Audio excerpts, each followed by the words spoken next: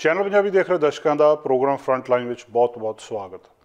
दोस्तों हाज़र हाँ अज दियाँ कुछ गल्लां-बातां तुहाडे नाल साझीआं करन दे लई।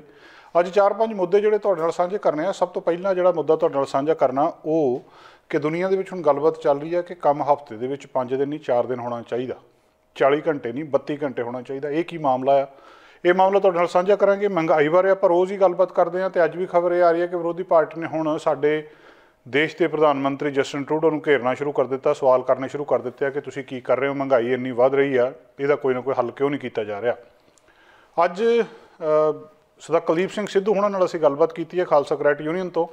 उन्हां नाल गलबात करांगे जिहड़े इंटरस्ट रेट वधे आ इहदा हुण मॉर्गेज दे उत्ते की असर पै रिहा, की जिहड़ियां मॉर्गेजिस हैगियां ये ज़्यादा महंगियां हो जाणगियां, औखियां हो जाणगियां, उहदे बारे गलबात करनी है। गुरप्रीत सिंह सोता हुणां नाल असीं खास गलबात कीती आ। सरी दे विच इलैक्शन जिहड़ी होनी आ 14 अक्तूबर नूं, ਉਹਦੇ ਵਿੱਚ ਕੀ ਇਸ ਵੇਲੇ अपडेट आ, कौन कौन मैदान ਦੇ ਵਿੱਚ ਆ ਰਿਹਾ ਤੇ ਕੀ ਸਿਚੁਏਸ਼ਨ ਲੱਗਦੀ ਆ ਕਿ ਸਰੀ ਨੂੰ ਪੰਜਾਬੀ ਮੇਅਰ ਮਿਲ ਸਕੂਗਾ ਜਾਂ ਨਹੀਂ। ਤੇ ਆਖਰ ਦੇ ਵਿੱਚ ਆਪਾਂ ਗੱਲਬਾਤ ਕਰਨੀ ਆ ਬ੍ਰਿਜ ਮੋਹਨ ਜੀ ਦੇ ਨਾਲ, ਜਿਹੜੇ ਪ੍ਰਸਿੱਧ ਵਕੀਲ ਨੇ। ਉਹਨਾਂ ਦੇ ਨਾਲ ਜਿਹੜੀ ਲੀਗਲਾਈਜੇਸ਼ਨ ਆ ਉਹਦੇ ਜਿਹੜੀ ਡੀਕ੍ਰਿਮੀਨਲਾਈਜੇਸ਼ਨ ਆ ਡਰੱਗਸ ਦੀ, ਉਹਦੇ ਸੰਬੰਧੀ ਗੱਲਬਾਤ ਕਰਾਂਗੇ। ਤੁਹਾਡੇ ਬਹੁਤ ਸਾਰੇ ਸਵਾਲ ਸਾਨੂੰ ਆ ਰਹੇ ਆ ਕਿ ਹੁਣ ਕਹਿੰਦੇ 2.5 ਗ੍ਰਾਮ ਜਿਹੜੀ ओपीओड रखी जा सकती है, फीम बंदा रख सकता भी 4 जने तोला फीम रख सकते हैं जां की मामला है, ये बारे उन्होंने नाल गलबात करनी है। तो पहली खबर 4 दिन काम दे हफ्ते बारे। दुनिया के बहुत सारे देशों के आम तौर पर लोग 8 घंटे एक दिन के 5 दिन हफ्ते के भाव 40 घंटे हफ्ते के काम करते हैं। कोई वेला सी जो 40 घंटे की बजाय लोग 70 घंटे काम भी करते सी, तो हौली हौली ये घट के 40 घंटे के उत्ते आ गया। तो हुण चर्चा ये चल रही है दुनिया के बहुत सारे ग्रुप सवाल ये चक रहे हैं कि काम 40 की बजाय 32 घंटे होना चाहिए, भाव हफ्ते के 5 दिन की बजाय काम 4 दिन होना चाहिए, तनख्वाह पूरी मिलनी चाहिए है। लोग की करना चाहते हैं वेले समय दे विच, की वो जीवन के किहड़े रुझेवें करना चाहते हैं, ज़्यादा आनंद मानना चाहते हैं जीवन का, जां की काम ज़्यादा करना चाहिए। इस वेले दुनिया के डिबेट का विषय बनया आ 40 घंटे काम करके सर सकता, जां बंदा काम काहदे लई करदा ते काम करके वो पैसे दे नाल अल्टीमेटली उन्हें की करना। इस वेले चर्चा दे विच डिबेट दे विच दुनिया दे विच मामला आया।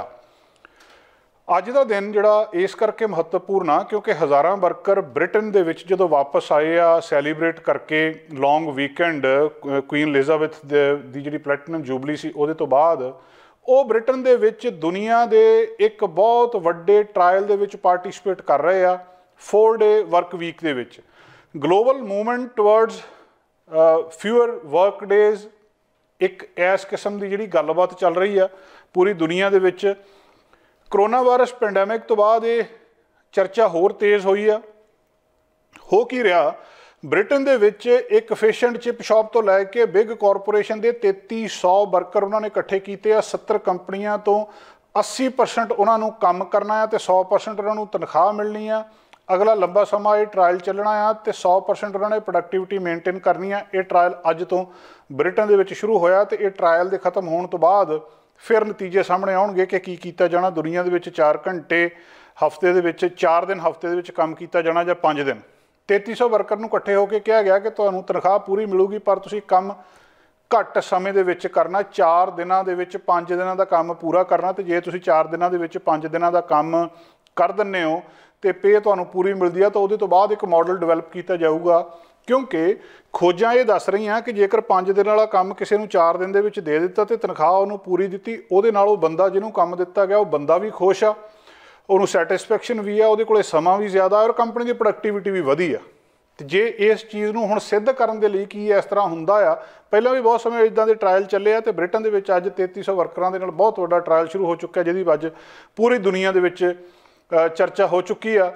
6 मंथ का ये ट्रायल आ जिहदे विच नॉन प्रॉफिट ग्रुप्स ने 4 डे वीक ग्लोबल तो 4 डे वीक यूके कंपेन तो ये ही कैंब्रिज तो ऑक्सफोर्ड यूनीवर्सिटी के बोस्टन कॉलेज के रिसर्चर्स ये नाल ने, बहुत वड्डे वड्डे लेबर थिंक टैंक ये नाल ने। और पेंडेमिक तो बाद जिस तरीके दे नाल एक फिनोमिना सामने आया उन्होंने ग्रेट रेजिग्नेशन कहिंदे आ। ग्रेट रेजिग्नेशन की आ, अमरीका दे विच पिछले 20 सालों तो विच कदे भी इदां नहीं होया। सब तो वध लोकां ने रिजाइन कीते आ। प्यू रिसर्च सेंटर के सर्वे दे विच पता लग्या कि घट तनख्वाह जिहड़ी अपरचुनिटीज़ का घट आ ਤੇ ਜਿਹੜੀ ਡਿਸਰਿਸਪੈਕਟ ਕੰਮ ਦੇ ਉੱਤੇ ਮਹਿਸੂਸ ਕਰਨ ਦੇ ਕਾਰਨ ਅਮਰੀਕਾ ਵਿੱਚ ਲੋਕਾਂ ਨੇ ਨੌਕਰੀਆਂ ਛੱਡ ਦਿੱਤੀਆਂ। ਲੋਕਾਂ ਨੇ ਕਿਹਾ ਵੀ ਅਸੀਂ ਕੰਮ ਨਹੀਂ ਕਰਨਾ। ਲੋਕਾਂ ਨੇ ਇੱਕ ਜਿਹੜੀ ਉਹ ਰੁਚੀ ਸੀ ਪਹਿਲਾਂ ਕਿ ਵੱਧ ਤੋਂ ਵੱਧ ਕੰਮ ਕਰਨਾ, ਵੱਧ ਤੋਂ ਵੱਧ ਜਿਹੜੀ ਪੈਸੇ ਇਕੱਠੇ ਕਰਨੇ, ਉਹਨੂੰ ਛੱਡ ਦਿੱਤਾ। ਤੇ ਉਹਦੇ ਤੋਂ ਬਾਅਦ ਹੁਣ ਕੰਪਨੀਆਂ ਨੇ ਫਿਰ ਸੋਚਣਾ ਸ਼ੁਰੂ ਕਰ ਦਿੱਤਾ ਕਿ ਇਹਨਾਂ ਨੂੰ ਇਸ ਕੰਪੀਟੀਸ਼ਨ ਦੇ ਵਿੱਚ ਰੱਖਣਾ ਕਿੱਦਾਂ। ਕੋਲ ਇਸ ਵੇਲੇ ਚਾਹੇ ਅਮਰੀਕਾ ਹੈ, ਚਾਹੇ ਕੈਨੇਡਾ ਹੈ, ਚਾਹੇ ਕੈਨੇਡਾ ਦਾ ਬ੍ਰਿਟਿਸ਼ ਕੋਲੰਬੀਆ ਸੂਬਾ ਹੈ, ਵਰਕਰ ਨਹੀਂ ਲੱਭ ਰਹੇ। ਵਰਕਰਸ ਨੂੰ ਆਪਣੇ ਕੋਲ ਰੱਖਣ ਦੇ ਲਈ ਇਨਸੈਂਟਿਵ ਦਿੱਤੇ ਜਾ ਰਹੇ ਆ, ਉਹਨਾਂ ਨੂੰ ਸਾਈਨ ਅਪ ਬੋਨਸ ਦਿੱਤਾ ਜਾ ਰਿਹਾ ਕਿ ਤੁਸੀਂ ਅੱਜ ਜੁਆਇਨ ਕਰੋ, ਤੁਹਾਨੂੰ ਇੰਨੇ ਡਾਲਰ ਜਿਹੜੇ ਪਹਿਲਾਂ ਵੈਸੇ ਹੀ ਅਸੀਂ ਦਿੰਦੇ ਹਾਂ, ਵੱਧ ਵੇਜਸ ਦਿੱਤੇ ਜਾ ਰਹੇ ਆ। ਲੋਕ ਕੰਮ ਕਰਕੇ ਰਾਜੀ ਨਹੀਂ ਆ। ਇੱਕ ਖਾਸ ਵਰਗ ਤੇ ਜਿਹਦੇ ਨਾਲ ਵੱਡੀ ਸ਼ਾਰਟੇਜ ਜਿਹੜੀ ਆ ਰਹੀ ਆ, ਤੇ ਹੁਣ ਉਹਨਾਂ ਵਰਕਰਸ ਨੂੰ ਰੱਖਣ ਦੇ ਲਈ ਇੱਕ ਨਵਾਂ ਤਰੀਕਾ ਕਿ ਇਹਨਾਂ ਨੂੰ 4 ਦਿਨ ਕੰਮ ਦੇ ਦਿਓ ਤੇ 5 ਦਿਨਾਂ ਦਾ ਕੰਮ ਜੇ 4 ਦਿਨਾਂ ਦੇ ਵਿੱਚ ਕੁਛ ਕੰਮ ਜਿਹੜੇ ਆ ਉਹ ਕਰ ਲੈਂਦੇ ਆ ਤਾਂ ਇਹਨੂੰ ਫਿਰ ਇਸ ਮਾਡਲ ਨੂੰ ਅੱਗੇ ਜਿਹੜਾ ਲਿਆਂਦਾ ਜਾਊਗਾ। ਔਰ ਇੱਦਾਂ ਦੇ ਹੋਰ ਟਰਾਇਲ ਜਿਹੜੇ ਆ Scotland, Spain, Australia, New Zealand, United States ਤੇ ਕੈਨੇਡਾ ਐਸੇ ਸਾਲ ਇੱਥੇ ਵੀ ਹੋਣੇ ਆ।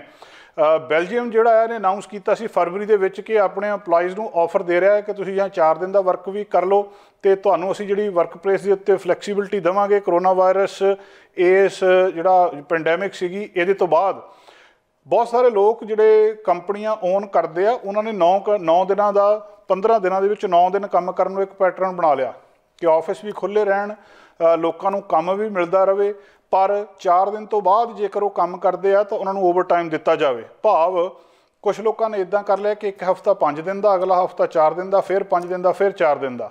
ਮਾਮਲਾ ਸਿੱਧਾ ਆ ਕਿ ਲੋਕ ਕਿਸ ਤਰ੍ਹਾਂ ਖੁਸ਼ ਰਹਿੰਦੇ ਆ ਤੇ ਜਿਹੜੀ ਕੰਪਨੀ ਆ ਉਹ ਇਸ ਗੱਲ ਦੇ ਉੱਤੇ ਟਾਰਗੇਟ ਕਰ ਰਹੀ ਹੈ ਕਿ ਮੈਂ ਆਪਣਾ ਕੰਮ ਜ਼ਿਆਦਾ ਕਿੱਦਾਂ ਲੈਣਾ, ਪ੍ਰੋਡਕਟੀਵਿਟੀ ਕਿੱਦਾਂ ਵਧਾਉਣੀ ਹੈ। ਤੇ ਪ੍ਰੋਡਕਟੀਵਿਟੀ ਰਿਸਰਚਸ ਦੱਸ ਰਹੀਆਂ ਕਿ 4 ਦਿਨਾਂ ਦੇ ਵਿੱਚ ਲੋਕ ਜਿਹੜੇ ਉਹ ਜ਼ਿਆਦਾ ਦੇ ਰਹੇ ਆ। ਯੂਨਾਈਟਿਡ ਸਟੇਟਸ ਦੇ ਵਿੱਚ ਵੀ ਇਹ ਮਾਮਲਾ ਸਾਹਮਣੇ ਆਇਆ ਸੀ। ਰਿਪਰੈਜ਼ੈਂਟੇਟਿਵ ਜਿਹੜੇ ਨੇ ਮਾਰਕ ਟੈਂਕੋ ਕੈਲੀਫੋਰਨੀਆ ਦੇ ਵਿੱਚ ਉਹਨਾਂ ਨੇ ਇੱਕ ਬਿੱਲ ਪ੍ਰਪੋਜ਼ ਕੀਤਾ ਸੀ ਜਿਹਦੇ ਵਿੱਚ ਉਹਨਾਂ ਨੇ ਕਿਹਾ ਸੀ ਕਿ ਜਿਹੜੇ ਸਟੈਂਡਰਡ ਵਰਕ ਵੀਕ ਹੈ ਇਹਨੂੰ 32 ਘੰਟੇ ਕਰ ਦਿਓ, ਓਵਰ ਟਾਈਮ ਪੇ ਕਰੋ। ਇਹਦੇ ਤੋਂ ਬਾਅਦ ਬਹੁਤ ਸਾਰੀਆਂ ਕੰਪਨੀਆਂ ਨੇ ਇਹ ਟੈਸਟ ਵੀ ਕੀਤਾ ਸੀ ਯੂਨਾਈਟਿਡ ਸਟੇਟਸ ਦੇ ਵਿੱਚ 4 ਡੇ ਵਰਕ ਵੀਕ ਨੂੰ, ਤੇ ਹੁਣ 40 ਘੰਟੇ ਦਾ ਵਰਕ ਵੀਕ ਵੀ ਸਦਾ ਇੱਦਾਂ ਨਹੀਂ ਸੀ। ਇਹ ਵੀ ਜਿਹੜਾ ਗ੍ਰੇਟ ਡਿਪਰੈਸ਼ਨ ਸੀ ਅਮਰੀਕਾ ਦੇ ਵਿੱਚ ਉਹਦੇ ਤੋਂ ਬਾਅਦ 40 ਘੰਟੇ ਦਾ ਕੰਮਕਾਰ ਸ਼ੁਰੂ ਹੋਇਆ ਸੀ। ਸਰਕਾਰ ਨੇ ਦੇਖਿਆ ਸੀ ਉਸ ਵੇਲੇ ਕਿ ਅਨਐਮਪਲੋਇਮੈਂਟ ਦਾ ਕ੍ਰਾਈਸਿਸ ਆ ਤੇ ਕੰਮ ਨੂੰ ਜ਼ਿਆਦਾ ਲੋਕਾਂ ਦੇ ਵਿੱਚ ਵੰਡ ਦਿੱਤਾ ਸੀ ਤਾਂ ਕਿ 5 ਦਿਨ ਕੰਮ ਕਰਕੇ ਜ਼ਿਆਦਾ ਲੋਕਾਂ ਨੂੰ ਕੰਮ ਦਿੱਤਾ ਜਾ ਸਕੇ। ਉਹਦੇ ਤੋਂ ਪਹਿਲਾਂ ਲੋਕ 70 ਘੰਟੇ ਵੀ ਕੰਮ ਕਰਦੇ ਸੀ। ਇੰਡਸਟਰੀਅਲ ਰੈਵੋਲੂਸ਼ਨ ਦੇ ਵੇਲੇ ਇਤਿਹਾਸ ਇਸ ਗੱਲ ਦਾ ਗਵਾਹ ਆ। ਹੈਨਰੀ ਫੋਰਡ ਜਿਹੜੇ ਪ੍ਰਸਿੱਧ ਆਟੋਮੇਕਰ ਨੇ ਉਹ ਪਹਿਲੇ ਉਹਨਾਂ ਵਿਅਕਤੀਆਂ ਦੇ ਵਿੱਚੋਂ ਸੀਗੇ ਜਿਨ੍ਹਾਂ ਨੇ 5 ਦਿਨ ਦਾ ਕੰਮ ਸ਼ੁਰੂ ਕੀਤਾ ਸੀ 1926 ਦੇ ਵਿੱਚ। ਹਾਲਾਂਕਿ ਇੱਥੇ ਵੀ ਉਹਨਾਂ ਨੇ ਆਰਗੂ ਕੀਤਾ ਸੀ ਕਿ ਜਿਹੜੇ ਘੱਟ ਕੰਮ ਦੇ ਘੰਟੇ ਘਟਾਉਣ ਦੇ ਨਾਲ ਪ੍ਰੋਡਕਟੀਵਿਟੀ ਵਧੀ ਆ। 1933 ਦੇ ਵਿੱਚ ਸੈਨੇਟ ਨੇ ਜਦੋਂ ਉਸ ਵੇਲੇ ਪ੍ਰੈਜ਼ੀਡੈਂਟ ਫਰੈਂਕਲਿਨ ਡੀ ਰੋਜ਼ਵੈਲਟ ਸੀਗੇ ਉਹਨਾਂ ਨੇ ਇਸ ਬਿੱਲ ਦੀ ਸਪੋਰਟ ਵੀ ਕੀਤੀ ਸੀ ਕਿ ਸਟੈਂਡਰਡ ਜਿਹੜਾ ਵਰਕ ਵੀਕ ਹੈ ਇਹਨੂੰ 30 ਘੰਟੇ ਦੇ ਵਿੱਚ ਲਿਆਓ, ਪਰ ਬਾਅਦ ਦੇ ਵਿੱਚ ਉਹਨੇ ਆਪਣਾ ਮਾਈਂਡ ਚੇਂਜ ਕਰ ਲਿਆ ਸੀ ਕਿਉਂਕਿ ਬਹੁਤ ਸਾਰੇ ਬਿਜ਼ਨੈਸ ਵੱਲੋਂ ਵਿਰੋਧ ਹੋਣਾ ਸ਼ੁਰੂ ਹੋ ਗਿਆ ਸੀ। 40 ਘੰਟੇ ਦਾ ਜਿਹੜਾ ਕੰਮਕਾਰ ਸੀ ਫਿਰ ਅਮਰੀਕਾ ਦੇ ਵਿੱਚ ਲੈਜਿਸਲੇਸ਼ਨ ਕਾਂਗਰਸ ਨੇ 1940 ਦੇ ਵਿੱਚ ਪਾਸ ਕੀਤਾ ਸੀ। ਹੁਣ ਜਿਹੜਾ ਟਰਾਇਲ ਚੱਲ ਰਿਹਾ ਇਹ ਤੋਂ ਅਗਲਾ ਸਟੈਪ ਆ, ਕੰਮ 40 ਘੰਟੇ ਤੋਂ ਘਟਾ ਕੇ ਥੱਲੇ ਲਿਆਂਦਾ ਜਾ ਰਿਹਾ। ਜਿਹੜਾ ਲੇਟੈਸਟ ਟਰਾਇਲ ਹੈ ਇਹਦੇ ਵਿੱਚ 70 ਕੰਪਨੀਆਂ ਇਨਵੋਲਵ ਨੇ, ਬਹੁਤ ਸਾਰੀਆਂ ਰਿਸਰਚਸ ਨੇ ਜਿਹੜੀਆਂ ਉਹ ਹੈਗੇ ਨੇ। ਪ੍ਰੋਡਕਟੀਵਿਟੀ ਬਿਜ਼ਨਸ ਉਹਨੂੰ ਮੈਜਰ ਕੀਤਾ ਜਾ ਰਿਹਾ, ਐਨਾਲਾਈਜ਼ ਕੀਤਾ ਜਾ ਰਿਹਾ ਕਿ ਜਿਹੜੇ EMPLOYEE ਨੇ ਉਹਨਾਂ ਦਾ ਰਿਸਪੌਂਸ ਕੀ ਆ, ਉਹ ਕਰਦੇ ਕੀ ਆ। ਕੱਲ੍ਹ ਪਹਿਲਾ ਦਿਨ ਸੀ ਮੰਡੇ, ਉਹਦੇ ਵਿੱਚ ਜਿਹੜਾ ਕਿਉਂਕਿ ਲੰਡਨ ਦੇ ਜਿਹੜੀ ਟਰਾਂਸਪੋਰਟ ਵਰਕਰਸ ਨੇ ਹਜ਼ਾਰਾਂ ਵਰਕਰ ਉਹਦੇ ਵਿੱਚ ਸਟ੍ਰਾਈਕ ਦੇ ਉੱਤੇ ਸੀਗੇ, ਸੋ ਅੱਜ ਟੈਕਨੀਕਲੀ ਇਹ ਪਹਿਲਾ ਦਿਨ ਇਸ ਟਰਾਇਲ ਦਾ। ਇਸ ਟਰਾਇਲ ਦੇ ਕੀ ਨਤੀਜੇ ਸਾਹਮਣੇ ਆਉਂਦੇ ਆ। ਐਸੇ ਸਾਲ ਦੇ ਵਿੱਚ ਇਸ ਤਰ੍ਹਾਂ ਦਾ ਟਰਾਇਲ ਕੈਨੇਡਾ ਦੇ ਵਿੱਚ ਵੀ ਹੋਣਾ, ਅਮਰੀਕਾ ਦੇ ਵਿੱਚ ਵੀ ਹੋਣਾ। ਲੋਕ ਸਮਾਂ ਚਾਹੁੰਦੇ ਆ, ਦੋਵੇਂ ਤਰ੍ਹਾਂ ਦੇ ਲੋਕ ਨੇ। ਕੁਛ ਲੋਕ ਕੰਮ ਜ਼ਿਆਦਾ ਚਾਹੁੰਦੇ ਆ ਕਿ 5 ਦਿਨ ਤੋਂ ਬਾਅਦ ਵੀ 2 ਦਿਨ ਸਾਨੂੰ ਕੰਮ ਮਿਲਣਾ ਚਾਹੀਦਾ, ਅਸੀਂ ਕਰਨ ਨੂੰ ਤਿਆਰ ਹਾਂ।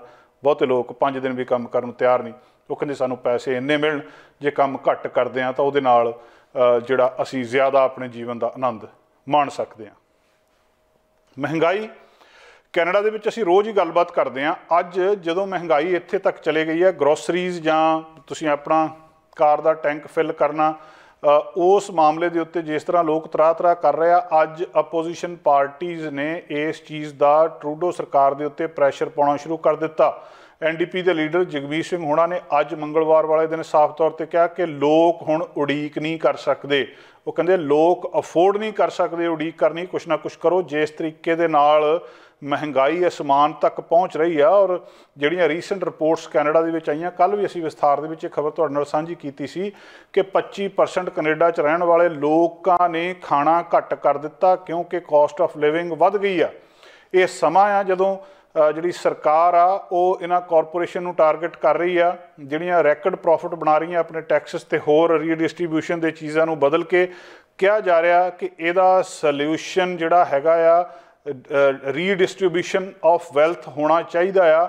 ਉਹਨਾਂ ਲੋਕਾਂ ਨੂੰ ਜਿਨ੍ਹਾਂ ਨੂੰ ਇਸ ਵੇਲੇ ਵੈਲਥ ਦੀ ਪੈਸੇ ਦੀ ਲੋੜ ਆ ਉਹਨਾਂ ਵੱਲ ਜਾਣਾ ਚਾਹੀਦਾ, ਨਾ ਕਿ ਇਹ ਕੁਛ ਲੋਕਾਂ ਦੇ ਕੋਲ ਇਕੱਠਾ ਹੋ ਜਾਵੇ। ਜਿਹੜੀਆਂ ਫੂਡ ਬੈਂਕਸ ਆਫ ਕੈਨੇਡਾ ਨੇ ਉਹਨਾਂ ਨੇ ਇਹ ਵੀ ਦੱਸਿਆ ਕਿ 7 ਮਿਲੀਅਨ ਕੈਨੇਡੀਅਨਸ ਜਿਹੜੇ ਆ ਉਹ ਮਾਰਚ 2020 ਤੋਂ ਲੈ ਕੇ ਹੁਣ ਤੱਕ ਕਿਸੇ ਨਾ ਕਿਸੇ ਵੇਲੇ ਭੁੱਖੇ ਰਹੇ ਆ। 7 ਮਿਲੀਅਨ 38 ਮਿਲੀਅਨ ਜਿਹੜੀ ਕੈਨੇਡਾ ਦੀ ਪੋਪੂਲੇਸ਼ਨ ਆ ਉਹਦੇ ਵਿੱਚੋਂ 7 ਮਿਲੀਅਨ ਦਾ ਅੰਕੜਾ ਬਹੁਤ ਵੱਡਾ ਅੰਕੜਾ ਦੱਸਿਆ ਜਾ ਰਿਹਾ। ਜਿਸ ਤਰ੍ਹਾਂ ਜਿਹੜੀਆਂ ਜੀਵਨ ਦੀਆਂ ਮੁੱਢਲੀਆਂ ਲੋੜਾਂ ਦੀ ਕੀਮਤ ਇਸ ਵੇਲੇ ਜ਼ਿਆਦਾ ਵੱਧ ਰਹੀ ਹੈ, ਰਿਸਰਚਰਸ ਇਸ ਵੇਲੇ ਦੱਸ ਰਹੀਆਂ ਕਿ ਜਿਹੜੇ ਲੋਕ ਇਹ ਮੰਗ ਜਿਹੜੇ ਮੰਨ ਰਹੇ ਆ, ਐਡਮਿਟ ਕਰ ਰਹੇ ਆ ਇਸ ਚੀਜ਼ ਕਰਕੇ ਕਿ ਉਹ ਘੱਟ ਖਾ ਰਹੇ ਆ ਜਿੰਨਾ ਉਹ ਖਾਣਾ ਚਾਹੁੰਦੇ ਆ ਜਾਂ ਜਿੰਨਾ ਉਹਨਾਂ ਨੂੰ ਖਾਣਾ ਚਾਹੀਦਾ ਸੀ, ਕਿਉਂਕਿ ਉਹ ਅਫੋਰਡ ਨਹੀਂ ਕਰ ਸਕਦੇ। ਬਹੁਤ ਵੱਡੀ ਆਪਣੇ ਆਪ ਦੇ ਵਿੱਚ ਗੱਲ, ਕੈਨੇਡਾ ਵਿੱਚ ਰਹਿਣ ਵਾਲੇ 1/4 ਲੋਕ, 1/4 ਲੋਕ ਇਹ ਕਹਿ ਰਹੇ ਆ ਕਿ ਅਸੀਂ ਘੱਟ ਖਾ ਰਹੇ ਹਾਂ ਕਿਉਂਕਿ ਅਸੀਂ ਅਫੋਰਡ ਨਹੀਂ ਕਰ ਸਕਦੇ। ਅਪੋਜੀਸ਼ਨ ਲੀਡਰਸ ਇਸ ਵੇਲੇ ਵਿਰੋਧ ਕਰ ਰਹੇ ਆ, ਸਰਕਾਰ ਦੇ ਉੱਤੇ ਪ੍ਰੈਸ਼ਰ ਪਾ ਰਹੇ ਆ ਕਿ ਕੁਛ ਨਾ ਕੁਛ ਦਾ ਜ਼ਰੂਰ ਕੀਤਾ ਜਾਵੇ ਤਾਂ ਕਿ ਲੋਕਾਂ ਨੂੰ ਜਿਹੜੀਆਂ ਮੁੱਢਲੀਆਂ ਲੋੜਾਂ ਆ ਉਹਨਾਂ ਦੀਆਂ ਪੂਰੀਆਂ ਹੋ ਸਕਣ। ਉਹ ਕਹਿੰਦੇ ਕੈਨੇਡਾ ਨੂੰ ਇਸ ਵੇਲੇ ਕੈਨੇਡੀਅਨਸ ਨੂੰ ਜਿਹੜੀ ਬ੍ਰੇਕ ਚਾਹੀਦੀ ਆ ਬੈਕ ਟੂ ਨਾਰਮਲ ਹੋਣ ਦੇ ਲਈ। ਇੰਟਰਮ ਲੀਡਰ ਜਿਹੜੇ ਕੈਂਡਿਸ ਬਰਜਨ ਨੇ ਉਹਨਾਂ ਨੇ ਵੀ ਇਹ ਗੱਲਬਾਤ ਕਹੀ ਆ। ਵਿਰੋਧ ਇਸ ਵੇਲੇ ਸਾਰਿਆਂ ਵੱਲੋਂ ਹੋ ਰਿਹਾ ਕਿ ਕਿਸੇ ਨਾ ਕਿਸੇ ਤਰ੍ਹਾਂ ਇਸ ਮਹਿੰਗਾਈ ਦਾ ਹੱਲ ਜ਼ਰੂਰ ਹੋਣਾ ਚਾਹੀਦਾ। ਦੋਸਤੋ, ਪ੍ਰੋਗਰਾਮ ਦੇ ਅਗਲੇ ਹਿੱਸੇ ਵਿੱਚ ਆਪਾਂ ਗੱਲਬਾਤ ਕਰਨੀ ਆ ਕੁਲਦੀਪ ਸਿੰਘ ਸਿੱਧੂ ਹੁਣਾਂ ਨਾਲ ਇੰਟਰਸਟ ਰੇਟ ਬਾਰੇ, ਫਿਰ ਗੱਲਬਾਤ ਕਰਨੀ ਆ ਗੁਰਪ੍ਰੀਤ ਸਿੰਘ ਸੋਤਾ ਹੁਣਾਂ ਦੇ ਨਾਲ ਜਿਹੜੀ ਸਰੀ ਦੇ ਵਿੱਚ ਇਲੈਕਸ਼ਨ ਆ ਇਹਦੀ ਕੀ ਅਪਡੇਟ ਆ, ਅਤੇ ਆਖਰ ਦੇ ਵਿੱਚ ਗੱਲਬਾਤ ਕਰਨੀ ਆ ਬ੍ਰਿਜ ਮੋਹਨ ਜੀ ਦੇ ਨਾਲ ਜਿਹੜੀ ਇਸ ਵੇਲੇ ਡੀਕ੍ਰਿਮੀਨਲਾਈਜੇਸ਼ਨ ਡਰੱਗਸ ਦੀ ਕੀਤੀ ਗਈ ਆ ਉਹਦੇ ਸੰਬੰਧੀ। ਦੋਸਤੋ, ਅੱਜ ਗੱਲਬਾਤ ਕਰਨੀ ਆ ਜਿਹੜੇ ਪਿਛਲੇ ਦਿਨਾਂ ਦੇ ਵਿੱਚ ਇੰਟਰਸਟ ਰੇਟ ਵਧੇ ਆ, 0.5% ਵਿਆਜ ਦਰਾਂ ਕੈਨੇਡਾ ਦੇ ਵਿੱਚ ਵੱਧ ਗਈਆਂ। ਲੋਕਾਂ ਦੀ ਮੌਰਗੇਜ ਮਹਿੰਗੀ ਹੋ ਗਈ ਆ, ਕਈ ਲੋਕਾਂ ਨੂੰ ਕਈ ਤਰ੍ਹਾਂ ਦੇ ਸੰਕਟ ਦਾ ਸਾਹਮਣਾ ਕਰਨਾ ਪੈ ਰਿਹਾ। ਜਿਹੜੀ ਓਪਨ ਮੌਰਗੇਜ ਆ ਉਹਦਾ ਕੀ ਬਣਿਆ, ਕੀ ਹੁਣ ਉਹ ਕਲੋਜ਼ ਕਰਾ ਲੈਣੀ ਚਾਹੀਦੀ ਆ? ਗਾਹਾਂ ਜਿਹੜੀ ਮੌਰਗੇਜ ਮਿਲਣੀ ਆ ਇਹ ਹੁਣ ਔਖੀ ਮਿਲਣੀ ਆ, ਮਹਿੰਗੀ ਮਿਲਣੀ ਆ? ਬਹੁਤ ਸਾਰੇ ਤੁਹਾਡੇ ਸਵਾਲ ਨੇ ਜਿਹੜੇ ਅਸੀਂ ਲੈ ਕੇ ਪਹੁੰਚੇ ਹਾਂ Khalsa credit union senior community manager Sardar Kuldeep Singh Sidhu ਉਹਨਾਂ ਕੋਲੋਂ ਜਾਣਦੇ ਹਾਂ। ਸਿੱਧੂ ਸਾਹਿਬ, ਇੰਟਰਸਟ ਰੇਟ ਹੋਰ ਵੱਧ ਗਿਆ ਤੇ ਕਹਿੰਦੇ ਹਜੇ ਹੋਰ ਵਧਣਾ ਆ, ਮੌਰਗੇਜਾਂ ਦੇ ਉੱਤੇ ਸਿੱਧਾ ਕੀ ਅਸਰ ਪਿਆ ਜੀ ਇਹਦਾ? ਹਾਂਜੀ, ਜਿਹੜਾ ਬੈਂਕ ਆਫ ਕੈਨੇਡਾ ਦੀ ਹੁਣ ਜਿਹੜੀ ਮੀਟਿੰਗ ਹੋਈ ਸੀਗੀ ਜੂਨ 1 ਨੂੰ, ਉਹਨਾਂ ਨੇ ਡਿਸਾਈਡ ਕਰ ਲਿਆ ਕਿ ਜਿਹੜਾ ਪ੍ਰਾਈਮ ਰੇਟ ਹੈਗਾ, ਜਿਹੜਾ ਬੈਂਕ ਰੇਟ ਹੈਗਾ, ਉਹ ਉਹਨਾਂ ਨੇ 0.5% ਵਧਾ ਤਾ। ਸੋ ਉਹ ਹੁਣ ਤੱਕ ਟੋਟਲ ਮਤਲਬ ਕਿ ਪ੍ਰਾਈਮ ਦੇ ਨਾਲ ਲਿੰਕ ਕਰਦੀਆਂ ਨੇ ਬੈਂਕਾਂ ਉਸ ਚੀਜ਼ ਨੂੰ। ਜਿਹੜਾ ਪਹਿਲਾਂ ਪ੍ਰਾਈਮ ਕਦੇ 2.75 ਵੀ ਹੁੰਦਾ ਸੀ, ਉਹ ਅੱਜ ਵੱਧ ਕੇ 3.70 ਹੋ ਗਿਆ, ਕਿਉਂਕਿ ਉਹਨਾਂ ਨੇ ਸਟੈਪਸ ਦੇ ਵਿੱਚ ਜਿਵੇਂ ਪਹਿਲਾਂ 0.5%, ਫਿਰ ਉਸ ਪਿੱਛੇ 0.5% ਵਧਾਇਆ ਸੀ, ਉਸ ਤੋਂ ਪਹਿਲਾਂ 0.25% ਵਧਾਇਆ ਸੀ। ਸੋ ਇਹ ਕਿਉਂ ਵਧਿਆ? ਠੀਕ ਹੈ ਨਾ, ਕੀ ਲੋੜ ਪੈ ਗਈ ਸੀ ਬੈਂਕ ਆਫ ਕੈਨੇਡਾ ਨੂੰ? ਇਹਦੇ ਨਾ 3-4 ਫੈਕਟਰ ਨੇ ਜੋ ਤੁਸੀਂ ਗਲੋਬਲੀ ਇਕੋਨਮੀ ਨੂੰ ਦੇਖਦੇ ਹੋ ਨਾ। ਇੱਕ ਤਾਂ ਸਭ ਤੋਂ ਵੱਡਾ ਤਾਂ ਜਿਹੜਾ ਯੂਕਰੇਨ ਦਾ ਵਾਰ ਚੱਲਦੀ ਪਈ, ਉਹਦੇ ਨਾਲ ਜਿਹੜੀਆਂ ਸਾਡੀਆਂ ਫੂਡ ਪ੍ਰਾਈਸਿਸ, ਸਾਡੀ ਜਿਹੜੀਆਂ ਆਇਲ ਪ੍ਰਾਈਸਿਸ ਨੇ ਉਹ ਉੱਪਰ ਚੱਲ ਗਈਆਂ। ਇੱਕ ਸਪਲਾਈ ਚੇਨ ਦਾ ਇਸ਼ੂ ਆ ਗਿਆ, ਉਹਦੇ ਕਰਕੇ ਜਿਹੜਾ ਇਨਫਲੇਸ਼ਨ ਆ ਉਹ ਆਲ ਟਾਈਮ ਹਾਈ ਹੋ ਗਿਆ। ਰਾਈਟ ਨਾਓ 6.8, ਕਦੇ ਨਹੀਂ ਸੀ ਹੋਇਆ ਇਹ 30 ਸਾਲਾਂ ਦੀ ਹਿਸਟਰੀ ਦੇ ਵਿੱਚ। ਇੰਨੀ ਇਨਫਲੇਸ਼ਨ, ਮਹਿੰਗਾਈ ਦੀ ਦਰ ਆਪਾਂ ਜਿਹਨੂੰ ਕਹਿੰਦੇ ਹਾਂ ਨਾ, ਉਹ ਵੱਧ ਗਈ। ਉਹਦੇ ਮੇਨ ਫੈਕਟਰ ਇਹੀ ਨੇ, ਇੱਕ ਤਾਂ ਸਪਲਾਈ ਚੇਨ ਦੀ ਡਿਸਟਰਬੈਂਸ ਹੋ ਗਈ, ਇੱਕ ਯੂਕਰੇਨ ਦੀ ਵਾਰ ਜਿਹੜਾ ਰਸ਼ੀਆ 'ਤੇ, ਉਹਦੇ ਨਾਲ ਜਿਹੜੀ ਸਾਡੀ ਆਇਲ ਵਗੈਰਾ ਦੀ ਉਹਦੇ 'ਤੇ ਪ੍ਰੋਬਲਮ ਆ ਗਈ, ਤਾਂ ਹੀ ਆਇਲ ਅਤੇ ਫੂਡ ਪ੍ਰਾਈਸਿਸ ਨੇ ਜਿਹੜੀਆਂ ਉੱਪਰ ਚੱਲ ਗਈਆਂ ਨੇ। ਇੱਕ ਛੋਟਾ ਜਿਹਾ ਫੈਕਟਰ ਹੋਰ ਵੀ ਹੈ ਜਿਹੜਾ ਚਾਈਨਾ ਦੇ ਵਿੱਚ ਲਾਕਡਾਊਨ ਵੀ ਚੱਲਿਆ ਸੀਗਾ, ਉਹਦੇ ਕਰਕੇ ਵੀ ਇਹ ਚੀਜ਼ ਹੋਈ ਹੈ। ਪਰ majority of the factor is because of the Ukraine war and ਇਹਦੇ ਕਰਕੇ ਜਿਹੜੀ ਆਇਲ ਪ੍ਰਾਈਸਿਸ ਨੇ ਉਹ ਸ਼ੂਟ ਕਰ ਗਈਆਂ। ਅਤੇ ਉਹੀ ਮੇਨ ਰੀਜ਼ਨ ਨੇ ਫੂਡ ਅਤੇ ਐਨਰਜੀ ਸੈਕਟਰ, ਜਿਹੜਾ ਆਇਲ ਸੈਕਟਰ ਹੈਗਾ, ਜਿਨ੍ਹਾਂ ਨੇ ਇਨਫਲੇਸ਼ਨ ਨੂੰ 6.8 'ਤੇ ਲੈ ਗਏ। ਅਤੇ ਹੁਣ ਇਹਦੇ ਨਾਲ ਜਿਹੜੀ ਮੌਰਗੇਜ ਆ ਇਹਦੇ ਉੱਤੇ ਵੀ ਅਸਰ ਪਿਆ ਕੋਈ? ਹਾਂਜੀ, ਦੇਖੋ, ਜਦੋਂ bank of Canada bank rate increase ਕਰਦੀ ਹੈ ਤਾਂ ਆਟੋਮੈਟਿਕਲੀ ਜਿਹੜੀਆਂ ਬੈਂਕਾਂ ਦੇ ਪ੍ਰਾਈਮ ਰੇਟ ਹੁੰਦੇ ਨੇ ਉਹ ਵੱਧ ਜਾਂਦੇ ਨੇ। ਠੀਕ ਹੈ ਜੀ। ਤੇ ਜਿਹੜੀਆਂ ਮੌਰਗੇजेस ਵੇਰੀਏਬਲ ਨੇ, ਚਾਹੇ ਉਹ ਵੇਰੀਏਬਲ ਕਲੋਜ਼ਡ ਨੇ, ਚਾਹੇ ਉਹ ਵੇਰੀਏਬਲ ਓਪਨ ਨੇ, ਜਾਂ ਹੀ ਲੌਕ ਜਿਹੜੀਆਂ ਘਰ ਤੇ ਲਾਈਨ ਆਫ ਕ੍ਰੈਡਿਟਸ ਹੁੰਦੀਆਂ ਨੇ, ਠੀਕ ਹੈ ਜੀ, ਉਹ ਪ੍ਰਾਈਮ ਦੇ ਨਾਲ ਲਿੰਕ ਹੁੰਦੀਆਂ ਨੇ ਆਲਵੇਜ਼। ਹੁਣ ਇਹ ਡਿਪੈਂਡ ਕਰਦਾ ਵੀ ਤੁਹਾਡਾ ਪ੍ਰਾਈਮ ਮਾਈਨਸ ਪ੍ਰੋਡਕਟ ਹੈ ਤੁਹਾਡੇ ਕੋਲੇ ਜਾਂ ਪ੍ਰਾਈਮ ਪਲੱਸ ਪ੍ਰੋਡਕਟ ਹੈ। ਜਦੋਂ ਪ੍ਰਾਈਮ ਵੱਧ ਗਿਆ ਤਾਂ ਆਟੋਮੈਟਿਕਲੀ ਉਹਨਾਂ ਤੇ ਜਿਹੜਾ ਵਿਆਜ ਦੀ ਦਰ ਹੈ ਜਿਹੜੀ ਉਹ ਵੱਧ ਗਈ ਆ। ਉਹਦੇ ਨਾਲ ਹੋਣਾ ਕੀ ਆ, ਦੇਖੋ ਜੇ ਆਪਾਂ ਹੀ ਲੌਕ ਦੀ ਐਗਜ਼ਾਮਪਲ ਲਈਏ, ਕਿਸੇ ਨੇ ਲਾਈਨ ਆਫ ਕ੍ਰੈਡਿਟ ਲਈ ਵੀ ਹੈ ਘਰ ਦੇ ਅਗੇਂਸਟ, ਠੀਕ ਹੈ ਜੀ, ਉਹਦੇ ਵਿੱਚ ਕੀ ਹੈ, ਜਦੋਂ ਪ੍ਰਾਈਮ ਵੱਧ ਗਿਆ ਤਾਂ ਉਹਦਾ ਰੇਟ ਵੱਧ ਗਿਆ, ਤਾਂ ਵਿਆਜ ਵੱਧ ਗਿਆ, ਤਾਂ ਉਹਦਾ ਜਿਹੜੀ ਮੰਥਲੀ ਵਿਆਜ ਲੱਗਦਾ ਸੀ ਉਹਦਾ ਫਰਕ ਪੈ ਗਿਆ, ਉਹ ਜ਼ਿਆਦਾ ਹੁਣ ਉਹਨੂੰ ਵਿਆਜ ਦੇਣਾ ਪੈਂਦਾ। ਡਜ਼ਨਟ ਮੈਟਰ ਉਹਨੇ ਕਿੰਨੀ ਯੂਜ਼ ਕੀਤੀ ਹੈ, ਉਹਨੂੰ ਜ਼ਿਆਦਾ ਦੇਣਾ ਹੀ ਪੈਣਾ, ਠੀਕ ਹੈ ਜੀ। ਹੁਣ ਅੱਜ ਤੁਸੀਂ ਜਿਹੜੀਆਂ ਮੌਰਗੇजेस ਨੇ, ਜਿਵੇਂ ਹੁਣ ਪਿੱਛੇ ਤੁਸੀਂ ਕਾਫੀ ਰੌਲੇ ਹੋਣੇ ਵੀ ਉਹ ਪ੍ਰਾਈਮ ਮਾਈਨਸ ਮਿਲਦਾ ਜੀ 1.65 ਤੇ ਹੋ ਗਈ ਜੀ, ਜਾਂ 1.3 ਤੇ ਹੋ ਗਈ, ਹੈ ਨਾ। ਉਹ ਪ੍ਰਾਈਮ ਮਾਈਨਸ ਵਾਲੇ ਪ੍ਰੋਡਕਟ ਸੀਗੇ ਕਿ ਪ੍ਰਾਈਮ -25 ਜਾਂ -60 ਜਾਂ ਕਈ -1% ਤੱਕ ਦੇ ਦਿੰਦੀਆਂ ਸੀ ਬੈਂਕਸ, ਠੀਕ ਹੈ। ਹੁਣ ਐਗਜ਼ਾਮਪਲ ਲੈ ਲਓ ਕਿ ਜਦੋਂ ਪਹਿਲਾਂ 2.7 ਸੀਗਾ ਪ੍ਰਾਈਮ ਬੈਂਕਾਂ ਦਾ, ਜੇ -1 ਸੀ ਤਾਂ ਇਹਦਾ ਮਤਲਬ 2.7 -1 ਤੇ ਉਹਨੂੰ 1.70 ਤੇ ਮੌਰਗੇਜ ਮਿਲ ਗਈ। ਹੁਣ ਕਿਉਂਕਿ ਉਹ ਵੇਰੀਏਬਲ ਸੀ, ਚਾਹੇ ਓਪਨ ਸੀ ਚਾਹੇ ਕਲੋਜ਼ ਸੀ, ਪ੍ਰਾਈਮ ਨਾਲ ਲਿੰਕ ਸੀ, ਹੁਣ ਪ੍ਰਾਈਮ ਵੱਧ ਗਿਆ 3.70, ਸੋ -1 ਜਿਹੜੀ ਪਹਿਲਾਂ 170 ਤੇ ਸੀ ਹੁਣ 270 ਤੇ ਹੋ ਗਈ, ਠੀਕ ਹੈ ਜੀ। ਉਹਦੇ ਨਾਲ ਕੀ ਹੁੰਦਾ, ਉਹਦਾ ਇੰਪੈਕਟ ਕੀ ਪੈਂਦਾ, ਜਦੋਂ ਵਿਆਜ ਦੀ ਦਰ ਵੱਧ ਗਈ ਤਾਂ ਤੁਹਾਡੀ ਜਿਹੜੀ ਮੌਰਗੇਜ ਤੇ ਜਿਹੜੀ ਕਿਸ਼ਤ ਜਾਂਦੀ ਸੀ ਉਹਦੇ ਦੋ ਕੰਪੋਨੈਂਟ ਹੁੰਦੇ ਨੇ ਜਦੋਂ ਆਪਾਂ ਮੌਰਗੇਜ ਦੀ ਇੰਸਟਾਲਮੈਂਟ ਪੇ ਕਰਦੇ ਹਾਂ। ਇੱਕ ਹੁੰਦਾ ਪ੍ਰਿੰਸੀਪਲ ਕੰਪੋਨੈਂਟ, ਇੱਕ ਹੁੰਦਾ ਇੰਟਰਸਟ ਕੰਪੋਨੈਂਟ, ਠੀਕ ਹੈ ਜੀ। ਹੁਣ ਪਹਿਲਾਂ ਜਦੋਂ ਤੁਹਾਨੂੰ ਉਹਨਾਂ ਨੇ ਮੌਰਗੇਜ ਦਿੱਤੀ ਤਾਂ ਉਹਨਾਂ ਨੇ 1.7 ਦੇ ਨਾਲ, ਆਪਾਂ ਇੱਕ ਐਗਜ਼ਾਮਪਲ ਲਈ ਹੈ ਰਫਲੀ, ਹੈ ਨਾ, ਕੈਲਕੂਲੇਟ ਕਰਕੇ ਦੱਸੀ ਕਿ ਇੰਨਾ ਇਹਦਾ ਵਿਆਜ ਜਾਏਗਾ ਜੀ, ਇੰਨਾ ਮੂਲ ਦੇ ਵਿੱਚ ਜਾਏਗਾ। ਹੁਣ ਜਦੋਂ ਵਿਆਜ ਹੀ ਵੱਧ ਗਿਆ ਤਾਂ ਉਹਦੇ ਨਾਲ ਜਿਹੜਾ ਤੁਹਾਡਾ ਇੰਟਰਸਟ ਪਾਰਟ ਸੀਗਾ ਕੰਪੋਨੈਂਟ ਆਫ ਦਾ ਇੰਸਟਾਲਮੈਂਟ, ਉਹ ਵੱਧ ਗਿਆ। ਉਹ ਵਧਣ ਦੇ ਨਾਲ ਕੀ ਹੋਇਆ, ਤੁਹਾਡਾ ਪ੍ਰਿੰਸੀਪਲ ਅਮਾਊਂਟ ਘਟ ਗਿਆ। ਹੁਣ ਇਹਦਾ ਅਗਲਾ ਇਫੈਕਟ ਕੀ ਪੈਣਾ, ਇਕੱਲੀ ਇਹ ਨਹੀਂ ਕਿ ਵਿਆਜ ਵੱਧ ਗਿਆ ਤੇ ਨਹੀਂ, ਹੁਣ ਕਿਸ਼ਤ 'ਤੇ ਅਸਰ ਪੈਣਾ। ਕਿਉਂ?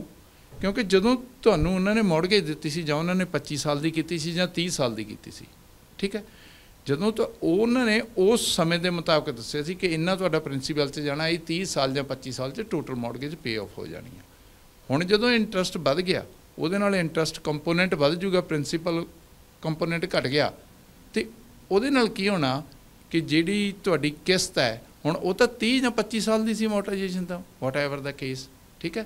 ਸੋ ਉਸ ਹਿਸਾਬ ਦੇ ਨਾਲ ਤੁਹਾਡਾ ਜਿਹੜਾ ਪ੍ਰਿੰਸੀਪਲ ਅਮਾਊਂਟ ਆ ਹੁਣ ਉਹ ਵਧਾਉਣ ਦੇ ਲਈ ਸਾਰੀਆਂ ਬੈਂਕਸ ਜਾਂ ਕ੍ਰੈਡਿਟ ਯੂਨੀਅਨਸ ਆਪੋ ਆਪਣੇ ਜਿੰਨੇ ਵੀ ਉਹਨਾਂ ਕੋਲ ਮੌਰਗੇਜ ਵੇਰੀਏਬਲ ਵਾਲਾ ਲੋਕੀ ਹੈਗੇ ਨੇ ਉਹਨਾਂ ਨੂੰ ਚਿੱਠੀਆਂ ਵੀ ਪਾਉਣਗੇ ਕਿ ਤੁਸੀਂ ਜੀ ਆਪਣੇ ਸਾਡੇ ਨਾਲ ਆ ਕੇ ਗੱਲ ਕਰੋ, ਨਹੀਂ ਤਾਂ ਤੁਹਾਡੀ ਜਿਹੜੀ ਕਿਸ਼ਤ ਹੈ ਇਹ ਵੱਧ ਜਾਣੀ ਆ, ਮੰਥਲੀ ਕਿਸ਼ਤ ਵੱਧ ਜਾਣੀ ਆ। ਹੁਣ ਸਪੋਜ਼ ਤੁਸੀਂ ਇਹ ਸਿਨੈਰੀਓ ਦੇਖੋ ਕਿ ਜਿਨ੍ਹਾਂ ਲੋਕਾਂ ਕੋਲ ਇੱਕ ਲਾਈਨ ਆਫ ਕ੍ਰੈਡਿਟ ਵੀ ਹੈ ਤੇ ਇੱਕ ਮੌਰਗੇਜ ਵੀ ਹੈ, ਹੁਣ ਨਾਲੇ ਤਾਂ ਲਾਈਨ ਆਫ ਕ੍ਰੈਡਿਟ ਦਾ ਵਿਆਜ ਵੱਧ ਗਿਆ, ਨਾਲੇ ਮੌਰਗੇਜ ਵੱਧ ਗਈ, ਇੰਸਟਾਲਮੈਂਟ ਵੱਧ ਗਈ, ਸੋ ਉਹਨਾਂ ਦੀ ਜੇਬ 'ਤੇ ਅਸਰ ਪੈ ਗਿਆ। ਜਿਹੜੀ ਹੁਣ ਤੁਸੀਂ ਕਹਿੰਦੇ ਹੋ ਵੀ ਮੰਨ ਲਓ 2000 ਕੋਈ ਬੰਦਾ ਕਿਸ਼ਤ ਤੇ ਦਿੰਦਾ ਸੀ, ਉਹਦੇ ਚੋਂ 500 ਜਿਹੜਾ ਵਿਆਜ ਜਾਂਦਾ ਸੀ, 1500 ਮੂਲ ਜਾਂਦਾ ਸੀ, ਹੁਣ ਉਹਦੀ ਕਿਸ਼ਤ ਤੁਸੀਂ ਕਹਿੰਦੇ ਇੱਦਾਂ ਹੋ ਸਕਦਾ ਕਿ 2000 ਹੀ ਰਹੂਗੀ, ਪਰ 25 ਸਾਲ ਦੀ ਬਜਾਏ ਉਹਦਾ ਸਮਾਂ ਬਾਜੂਗਾ ਵੀ 26 ਸਾਲ ਹੀ ਦੇਣੀਆਂ ਪੈਣਗੀਆਂ, ਇੱਦਾਂ ਵੀ ਹੋ ਸਕਦਾ? ਨਹੀਂ, ਕਿਉਂਕਿ ਐਗਰੀਡ ਟਰਮ ਜਾਂ 25 ਸੀ ਜਾਂ 30 ਸੀ, ਸੋ ਉਹਨਾਂ ਨੂੰ ਫਿਰ ਉਸੇ ਹਿਸਾਬ ਦੇ ਨਾਲ ਐਡਜਸਟ ਕਰਨੀ ਪੈਣੀ ਆ ਉਹਦੀ ਮੌਰਗੇਜ, ਤਾਂ ਉਹਦੀ ਕਿਸ਼ਤ ਵੱਜੇਗੀ, ਕਿਸ਼ਤ ਉਨੀ ਨਹੀਂ ਰਹਿਣੀ। ਹੁਣ ਇਹ ਆਟੋਮੈਟਿਕਲੀ ਵੱਧ ਜੂਗੀ ਜਾਂ ਬੈਂਕ ਪੁੱਛੂਗੀ ਕਿ ਤੁਹਾਡੇ ਕੋਲ ਕਿਹੜੀ ਆਪਸ਼ਨ ਹੈ, ਤੁਸੀਂ ਕੀ ਚਾਹੁੰਦੇ? ਦੇਖੋ, ਬੈਂਕਸ ਨੇ ਤੁਹਾਨੂੰ ਚਿੱਠੀਆਂ ਪਾਉਣੀਆਂ ਨੇ ਜਾਂ ਤੁਹਾਨੂੰ ਇਨਫੋਰਮੇਸ਼ਨ ਤੁਹਾਡੇ ਸਟੇਟਮੈਂਟ 'ਚ ਉਹ ਕਰਨੀ ਹੈ, ਇਹ ਆਪਣਾ ਵੀ ਫਰਜ਼ ਬਣਦਾ ਕਿ ਵੀ ਵਿਲ ਗੋ ਟੂ ਦਾ ਜਾਂ ਕ੍ਰੈਡਿਟ ਯੂਨੀਅਨ ਜਿਹੜੀ ਵੀ ਤੁਹਾਡੀ ਬੈਂਕ ਜਿੱਥੇ ਵੀ ਤੁਹਾਡੀ ਮੌਰਗੇਜ ਹੈਗੀ ਆ, ਉੱਥੇ ਜਾ ਕੇ ਗੱਲ ਕਰੋ ਕਿ it's a right time to fix, ਜਾਂ ਉਹਨੂੰ ਫਿਕਸ ਕਰਾ ਲਓ, ਠੀਕ ਹੈ, ਜਾਂ ਫਿਰ ਤੁਹਾਡੀ ਇੰਸਟਾਲਮੈਂਟ ਵਧੇਗੀ। ਉਹ ਤੁਸੀਂ ਆਪਦੇ ਫਾਈਨੈਂਸ਼ੀਅਲ ਐਡਵਾਈਜ਼ਰ ਦੇ ਨਾਲ ਜਾ ਕੇ ਡਿਸਕਸ ਕਰਨੇ। ਹੁਣ ਲੋਕਾਂ ਕੋਲ ਵੇਰੀਏਬਲ ਮੌਰਗੇਜ ਸੀਗੀ, ਵਿਆਜ ਵਧਣ ਲੱਗ ਪਏ, ਹੁਣ ਫਿਕਸ ਕਰਾ ਲੈਣੀ ਚਾਹੀਦੀ? ਦੇਖੋ, ਇਹ ਡਿਪੈਂਡ ਕਰਦਾ ਵੀ ਤੁਹਾਨੂੰ ਫਿਕਸ ਦਾ ਰੇਟ ਕੀ ਮਿਲਦਾ, ਠੀਕ ਹੈ। ਹੁਣ ਇਹਦੇ ਕਈ ਫੈਕਟਰ ਹੁੰਦੇ ਨੇ ਇਸ ਡਿਸੀਜਨ ਲੈਣ ਦੇ, ਠੀਕ ਹੈ ਜੀ। ਤੁਸੀਂ ਫਿਕਸ ਕਰਾ ਲਈ, ਪਰ ਤੁਸੀਂ ਸੋਚ ਰਹੇ ਹੋ ਕਿ ਮੈਂ ਇਹਨੂੰ 4 ਮਹੀਨੇ 'ਚ ਪ੍ਰਾਪਰਟੀ ਵੇਚਣੀ ਆ, ਫਿਰ ਤੁਹਾਨੂੰ ਪੈਨਲਟੀ ਦੇਣੀ ਪੈਣੀ ਆ। ਸੋ ਕਈ ਫੈਕਟਰ ਨੇ, ਉਹ ਸਾਰੇ ਫੈਕਟਰ ਆਪਦੇ ਫਾਈਨੈਂਸ਼ੀਅਲ ਐਡਵਾਈਜ਼ਰ ਦੇ ਨਾਲ ਸਾਂਝੇ ਕਰੋ, ਫਿਰ ਉਦੋਂ ਤੁਹਾਨੂੰ ਕੋਈ ਨਾ ਕੋਈ ਸੋਲਿਊਸ਼ਨ ਉਹ ਪ੍ਰੋਵਾਈਡ ਕਰੇਗਾ ਕਿ okay this is the reason, ਤੂੰ ਇਹਨੂੰ ਇਸ ਤਰ੍ਹਾਂ ਕਰ ਲੈ। ਇਸ ਗੱਲ ਬਾਰੇ ਸਹਿਮਤੀ ਨਹੀਂ ਹੁੰਦੀ ਕੁਛ ਲੋਕ ਉਹ ਹਮੇਸ਼ਾ ਹੀ ਇਹ ਕਹਿੰਦੇ ਰਹਿੰਦੇ ਵੀ ਮੌਰਗੇਜ ਲੈਣੀ ਹੈ ਤਾਂ ਹਮੇਸ਼ਾ ਫਿਕਸ ਕਰਾਓ, ਇਹ ਗਲਤੀ ਨਾ ਕਰੋ ਕਦੇ। ਦੂਜੇ ਕੁਛ ਇੱਕ ਗਰੁੱਪ ਕਹਿੰਦਾ ਵੀ ਕਦੇ ਵੀ ਇਹ ਗਲਤੀ ਨਾ ਕਰੋ, ਮੌਰਗੇਜ ਹਮੇਸ਼ਾ ਹੀ ਓਪਨ ਰੱਖੀ ਦੀ ਹੈ। ਤੁਹਾਡੀ ਕੀ ਸਲਾਹ ਹੈ? ਦੇਖੋ, ਇਹ ਡਿਪੈਂਡ ਕਰਦਾ ਤੁਹਾਡੇ ਫਾਈਨੈਂਸ਼ੀਅਲ, ਤੁਹਾਡੀ ਜ਼ਿੰਦਗੀ ਦੇ ਫਾਈਨੈਂਸ਼ੀਅਲ ਗੋਲ ਕੀ ਨੇ। ਠੀਕ ਹੈ, ਹੁਣ ਇੱਕ ਪਰਸਨ ਤਾਂ ਉਹ ਹੈ ਕਿ ਜੀ ਮੈਂ ਮੌਰਗੇਜ ਲੈ ਲਈ, ਘਰ ਲੈ ਲਿਆ, ਸੋ ਆਪਾਂ ਠੀਕ ਆ ਹੁਣ। ਠੀਕ ਹੈ ਜੀ, ਤਾਂ ਉਹਨੇ ਫਿਰ ਉਹ ਜਿਹੇ ਬੰਦੇ ਨੂੰ ਤੇ ਫਿਕਸ ਠੀਕ ਹੈ, ਉਹਨੂੰ ਕੋਈ ਸਟ੍ਰੈਸ ਨਹੀਂ, ਉਹ ਆਪਦੀ ਜ਼ਿੰਦਗੀ ਇੰਜੋਏ ਕਰਦਾ ਹੈ ਨਾ। ਇੱਕ ਨੂੰ ਹੁੰਦੀ ਆ ਕਿ ਮੈਂ ਆਹ ਲੈ ਲਿਆ, ਇਹਨੂੰ ਵੇਚ ਕੇ ਮੈਂ ਦੂਜਾ ਲੈਣਾ, ਜਾਂ ਇਹਦੇ ਇਕੁਇਟੀ ਚੱਕ ਕੇ ਦੂਜੀ ਲੈਣੀ ਆ। ਹੁਣ ਉਹਦੇ ਸਰਕਮਸਟੈਂਸਿਸ ਹੋ ਸਕਦਾ ਉਹਨੂੰ ਵੇਰੀਏਬਲ ਚੰਗੀ ਲੱਗੇ। ਸੋ ਇਹ ਡਿਪੈਂਡ ਕਰਦਾ ਪਰਸਨਲ ਗੋਲ 'ਤੇ, ਤੁਹਾਡੇ ਸ਼ਾਰਟ ਟਰਮ ਅਤੇ ਲੌਂਗ ਟਰਮ ਪਰਸਨਲ ਗੋਲ ਕੀ ਨੇ। 0.5% ਵਿਆਜ ਵੱਧ ਗਿਆ ਤੇ ਕਹਿੰਦੇ ਹੋਰ ਹਜੇ ਵਧਣੇ ਆ। ਇਹਦਾ ਜਿਹੜੀ ਨਵੀਂ ਮੌਰਗੇਜ ਕਿਸੇ ਨੇ ਲੈਣੀ ਆ, ਵੀ ਹੁਣ ਇਹ ਵੀ ਹੋ ਗਿਆ ਕਿ ਮੌਰਗੇਜ ਔਖੀ ਮਿਲੂਗੀ। ਬਿਲਕੁਲ, ਇਹਦੇ ਨਾਲ ਕੁਆਲੀਫਿਕੇਸ਼ਨ 'ਤੇ ਅਸਰ ਹੋ ਜਾਣਾ। ਇਹਦੇ ਨਾਲ ਜਿਹੜਾ ਕੁਆਲੀਫਾਈ ਰੇਟ ਹੈ ਉਹ ਕ੍ਰੈਡਿਟ ਯੂਨੀਅਨ ਅਤੇ ਫਾਈਨੈਂਸ਼ੀਅਲ ਇੰਸਟੀਟਿਊਸ਼ਨ ਜਿੰਨੀਆਂ ਬੈਂਕਸ ਨੇ ਉਹਨਾਂ ਨੇ ਥੋੜ੍ਹਾ ਜਿਹਾ ਹਾਈ ਕਰਤਾ। ਠੀਕ ਹੈ, ਅੱਗੇ ਜਿਵੇਂ ਹੁਣ ਸਪੋਜ਼ ਆਮ ਤੌਰ 'ਤੇ ਕ੍ਰੈਡਿਟ ਯੂਨੀਅਨ 'ਤੇ ਸਟ੍ਰੈਸ ਟੈਸਟ ਹੈ ਜਿਹੜਾ ਉਹ ਲਾਗੂ ਨਹੀਂ ਹੁੰਦਾ ਹੈ ਨਾ। ਸੋ ਉਹਨਾਂ ਦਾ ਜਿਹੜਾ ਕੁਆਲੀਫਿਕੇਸ਼ਨ ਦਾ ਰੇਟ ਸੀਗਾ ਉਹ ਕੋਈ ਨੀਅਰ ਅਬਾਊਟ 3.5-4% ਦੇ ਕਰੀਬ ਕੁਆਲੀਫਾਈ ਕਰਦੇ ਸੀ। ਹੁਣ ਉਹ ਵੀ 4.80 ਜਾਂ 5% ਤੱਕ ਕੁਆਲੀਫਾਈ ਕਰਦੇ ਨੇ। ਸੋ ਉਹ ਜਦੋਂ ਉਨੇ ਅਮਾਊਂਟ 'ਤੇ ਇੰਟਰਸਟ 'ਤੇ ਕੁਆਲੀਫਾਈ ਕਰਨਾ, ਤਾਂ ਤੁਹਾਡੀ ਜਿਹੜੀ ਟੈਂਟੇਟਿਵ ਕਿਸ਼ਤ ਹੈਗੀ ਆ ਜਿਹਦੇ ਮੁਤਾਬਕ ਉਹਨਾਂ ਨੇ ਤੁਹਾਡੀ ਇਨਕਮ ਨੂੰ ਕੁਆਲੀਫਾਈ ਕਰਕੇ ਦੇਖਣਾ, ਉਹ ਵੱਧ ਜਾਏਗੀ ਅਤੇ ਹੁਣ ਉਹਦੇ ਨਾਲ ਵੀ ਅਸਰ ਪੈਣਾ। ਬਹੁਤ ਬਹੁਤ ਸ਼ੁਕਰੀਆ ਜੀ, ਮਿਹਰਬਾਨੀ। ਦੋਸਤੋ, ਸਿੱਧੂ ਸਾਹਿਬ ਦੇ ਨਾਲ ਅਸੀਂ ਗੱਲਬਾਤ ਕੀਤੀ। ਬਹੁਤ ਹੀ ਭਖਦਾ ਮੁੱਦਾ ਇਸ ਵੇਲੇ ਦਾ, ਇੰਟਰਸਟ ਰੇਟ ਵੱਧ ਚੁੱਕੇ ਆ ਅਤੇ ਹੋਰ ਵਧਣੇ ਆ। ਕੀ ਮਾਰਕੀਟ ਦੇ ਉੱਤੇ ਅਸਰ ਪੈਂਦਾ, ਘਰਾਂ ਦੀਆਂ ਕੀਮਤਾਂ ਦੇ ਉੱਤੇ ਕੀ ਅਸਰ ਪੈਂਦਾ, ਮਹਿੰਗਾਈ ਇੰਨੀ ਵੱਧ ਚੁੱਕੀ ਹੈ, ਕੀ ਇਹ ਮਹਿੰਗਾਈ ਨੂੰ ਰੋਕਣ ਦੇ ਲਈ ਇੰਟਰਸਟ ਰੇਟ ਵਧਾਉਣੇ ਠੀਕ ਹੈ, ਇਹਦੇ ਨਾਲ ਕਿਤੇ ਰਿਸੈਸ਼ਨ ਤਾਂ ਨਹੀਂ ਆ ਜਾਊਗਾ। ਬਹੁਤ ਸਾਰੇ ਸਵਾਲ ਨੇ ਜਿਨ੍ਹਾਂ ਦਾ ਜਵਾਬ ਸਮੇਂ ਦੇ ਨਾਲ ਸਾਨੂੰ ਆਪਣੇ ਆਪ ਮਿਲੂਗਾ। ਕੈਮਰਾਮੈਨ ਅਮਿਤ ਪਨੇਸਰ ਨਾਲ ਜਸਕਰਨ, ਚੈਨਲ ਪੰਜਾਬੀ, ਸਰੀ। ਦੋਸਤੋ, ਅੱਜ ਗੱਲਬਾਤ ਕਰਨੀ ਹੈ ਅਸੀਂ ਸਰੀ ਦੇ ਵਿੱਚ ਮਿਊਨਿਸਪਲ ਇਲੈਕਸ਼ਨ ਬਾਰੇ। ਇਸ ਵੇਲੇ ਸਮੀਕਰਨਾਂ ਕੀ ਬਣ ਰਹੀਆਂ ਨੇ, ਸਮਾਂ ਕਾਫੀ ਪਿਆ, ਪਰ ਫਿਰ ਵੀ ਕਾਫੀ ਜਿਹੜੀ ਹਿਲਜੁਲ ਆ ਹੁਣ ਤੋਂ ਸ਼ੁਰੂ ਹੋ ਚੁੱਕੀ ਹੈ। ਗੁਰਪ੍ਰੀਤ ਸਿੰਘ ਸੋਤਾ ਸਾਡੇ ਨਾਲ ਨੇ, ਉਹਨਾਂ ਕੋਲੋਂ ਜਾਣਦੇ ਹਾਂ। ਸੋਤਾ ਸਾਹਿਬ, ਕੀ ਅਪਡੇਟ ਆ ਪਿਛਲੇ ਦਿਨਾਂ ਦੇ ਵਿੱਚ? ਕੋਈ ਨਵੀਂ ਧਿਰ ਸਾਹਮਣੇ ਆਈ ਜਾਂ ਆਉਣ ਦੀ ਸੰਭਾਵਨਾ ਹੈ ਜੀ? ਤਕਰੀਬਨ ਮਹੀਨਾ ਦਾ ਕੰਮ ਬਹੁਤ ਠੰਡਾ ਰਿਹਾ ਜੀ। ਪਹਿਲਾਂ ਜਦੋਂ ਸੁੱਖ ਧਾਲੀਵਾਲ ਉਹਨਾਂ ਦੀ ਚਰਚਾ ਚੱਲੀ ਸੀਗੀ ਵੀ ਉਹ ਆ ਰਹੇ ਆ, ਉਦੋਂ ਇੱਕਦਮ ਕੰਮ ਮੱਗ ਗਿਆ ਸੀਗਾ, ਅਤੇ ਉਸ ਤੋਂ ਬਾਅਦ ਵਿੱਚ ਹੌਲੀ ਹੌਲੀ ਕੰਮ ਠੰਡਾ ਰਿਹਾ। ਅਤੇ ਹੁਣ ਇੱਕ ਵਾਰੀ ਫਿਰ ਜਿਹੜਾ ਆ ਕੁਝ ਕੁ ਦਿਨਾਂ ਤੋਂ ਗਰਮਾਇਆ ਹੋਇਆ। ਸਰੀ ਫਾਰਵਰਡ ਨਾਂ ਦੀ ਇੱਕ ਧਿਰ ਜਿਹੜੀ ਆ ਨਵੀਂ ਬਣੀ ਹੋਈ ਆ। ਲੱਗਦਾ ਆ ਇਹ ਇੱਕ ਰੱਖਿਆ ਦਾ ਸੀਕਰੇਟ ਜਾ ਰਿਹਾ, ਪਰ ਇਹ ਅਜਿਹਾ ਸੀਕਰੇਟ ਹੈ ਜਿਹਦੇ ਬਾਰੇ ਪਤਾ ਵੀ ਸਭ ਨੂੰ ਹੀ ਆ। ਅਤੇ ਜਿਨੀ ਸਿਮਜ਼ ਹੋਣਾ ਬਾਰੇ ਪੂਰੀ ਆਸ ਹੈ ਕਿ ਕੱਲ੍ਹ ਨੂੰ ਉਹ ਸ਼ਾਮ ਨੂੰ ਸਰੀ ਫਾਰਵਰਡ ਦੀ ਅਗਵਾਈ ਕਰਨ ਦੀ ਜਿਹੜੀ ਆ ਅਨਾਊਂਸਮੈਂਟ ਕਰ ਸਕਦੇ ਆ। ਮੇਅਰ ਦੇ ਅਹੁਦੇ ਦੇ ਵਾਸਤੇ ਉਮੀਦਵਾਰ ਹੋਣਗੇ, ਅਤੇ ਹੋ ਸਕਦਾ ਕੱਲ੍ਹ ਨੂੰ ਉਹ ਨਾਲ ਆਪਣੇ ਜਿਹੜੀ ਸਲੇਟ ਆ ਉਹਦੇ ਬਾਰੇ ਵੀ ਕੁਝ ਦੱਸ ਦੇਣ। ਇਹ ਨਵੀਂ ਹੋਣੀ ਹੈ ਗੱਲ। ਬਾਕੀ ਬ੍ਰੈਂਡਾ ਲੌਕ, ਡਗ ਮਕੱਲਮ, ਅਤੇ ਹੁਣ ਫਿਰ ਇੱਧਰੋਂ ਜਿਨੀ ਸਿਮਜ਼ ਇਹ ਆ ਰਹੇ ਆ। ਗੌਰਡੀ ਹੋਗ ਜਿਹੜੇ ਆ ਸਾਬਕਾ ਵਿਧਾਇਕ ਵੀ ਆ, ਸਾਬਕਾ MP ਵੀ ਆ, ਉਹਨਾਂ ਦਾ ਚੱਲ ਰਿਹਾ ਹਜੇ ਵੀ ਮੈਂ ਵਾਈਟ ਰੌਕ ਦਾ ਮੇਅਰ ਬਣਾ ਜਾਂ ਮੈਂ ਸਰੀ ਦਾ ਮੇਅਰ ਬਣਾ। ਟੀਮ ਨਹੀਂ ਬਣ ਰਹੀ, ਕਿਉਂਕਿ ਹੁਣ ਤੁਸੀਂ ਇਹ ਦੇਖੋ ਨਾ ਵੀ ਬੰਦੇ ਜ਼ਿਆਦਾ ਹੋ ਗਏ, ਟੀਮਾਂ ਜ਼ਿਆਦਾ ਹੋ ਗਈਆਂ। ਸੋ ਚੰਗੇ ਬੰਦੇ ਲੱਭਣੇ ਵੀ ਜਿਹੜੇ ਔਖੇ ਹੋਏ ਪਏ ਆ। ਸੁੱਖ ਧਾਲੀਵਾਲ ਹੁਣ ਦੇ ਬਾਰੇ ਇਹੀ ਹੈ ਕਿ ਉਹ ਪਲੈਟਫਾਰਮ ਕਹਿੰਦੇ ਤਿਆਰ ਕਰ ਰਹੇ ਅਸੀਂ ਆਪਣਾ। ਜਦੋਂ ਪਲੈਟਫਾਰਮ ਬਣ ਗਿਆ ਵੀ ਉਹ 'ਚ ਮੰਗਾਂ ਕੀ ਹੋਣਗੀਆਂ ਸ਼ਹਿਰ ਵਾਸਤੇ, ਉਹ ਕੀ ਕਰਨਾ ਚਾਹੁੰਣਗੇ, ਉਹ ਦੱਸ ਕੇ ਫਿਰ ਅਨਾਊਂਸਮੈਂਟ ਕਰਨੀ ਆ। ਸੋ ਲੱਗਦਾ ਕਿ 5 ਧਿਰੀ ਟੱਕਰ ਜਿਹੜੀ ਆ ਹੋ ਸਕਦੀ ਆ। ਜਿਹੜੀ ਸਰੀ ਫਸਟ ਵਾਲੀ ਲਿੰਡਾ ਐਨਐਸ ਹੈ, ਉਹਨੇ ਇੱਕ ਤਾਂ ਗੱਲ ਕਲੀਅਰ ਕਰਤੀ ਹੈ ਵੀ ਖੜਨਾ, ਪਰ ਉਹਨੇ ਕੌਂਸਲਰ ਖੜਨਾ ਜਾਂ ਮੇਅਰ ਖੜਨਾ, ਇਹ ਵੀ ਹਜੇ ਇੱਕ ਆਪਣੇ ਆਪ ਦੇ ਵਿੱਚ ਬੁਝਾਰਤ ਆ। ਸੋ 5 ਧਿਰੀ ਟੱਕਰ ਜਿਹੜੀ ਹੋਣ ਦੀਆਂ ਸੰਭਾਵਨਾ ਬਣ ਗਈਆਂ ਸੀ। ਕਿੰਨੇ ਕੁ ਚਾਂਸ ਆ ਪੰਜਾਬੀ ਮੇਅਰ ਸਰੀ ਨੂੰ ਮਿਲੂਗਾ ਜੀ?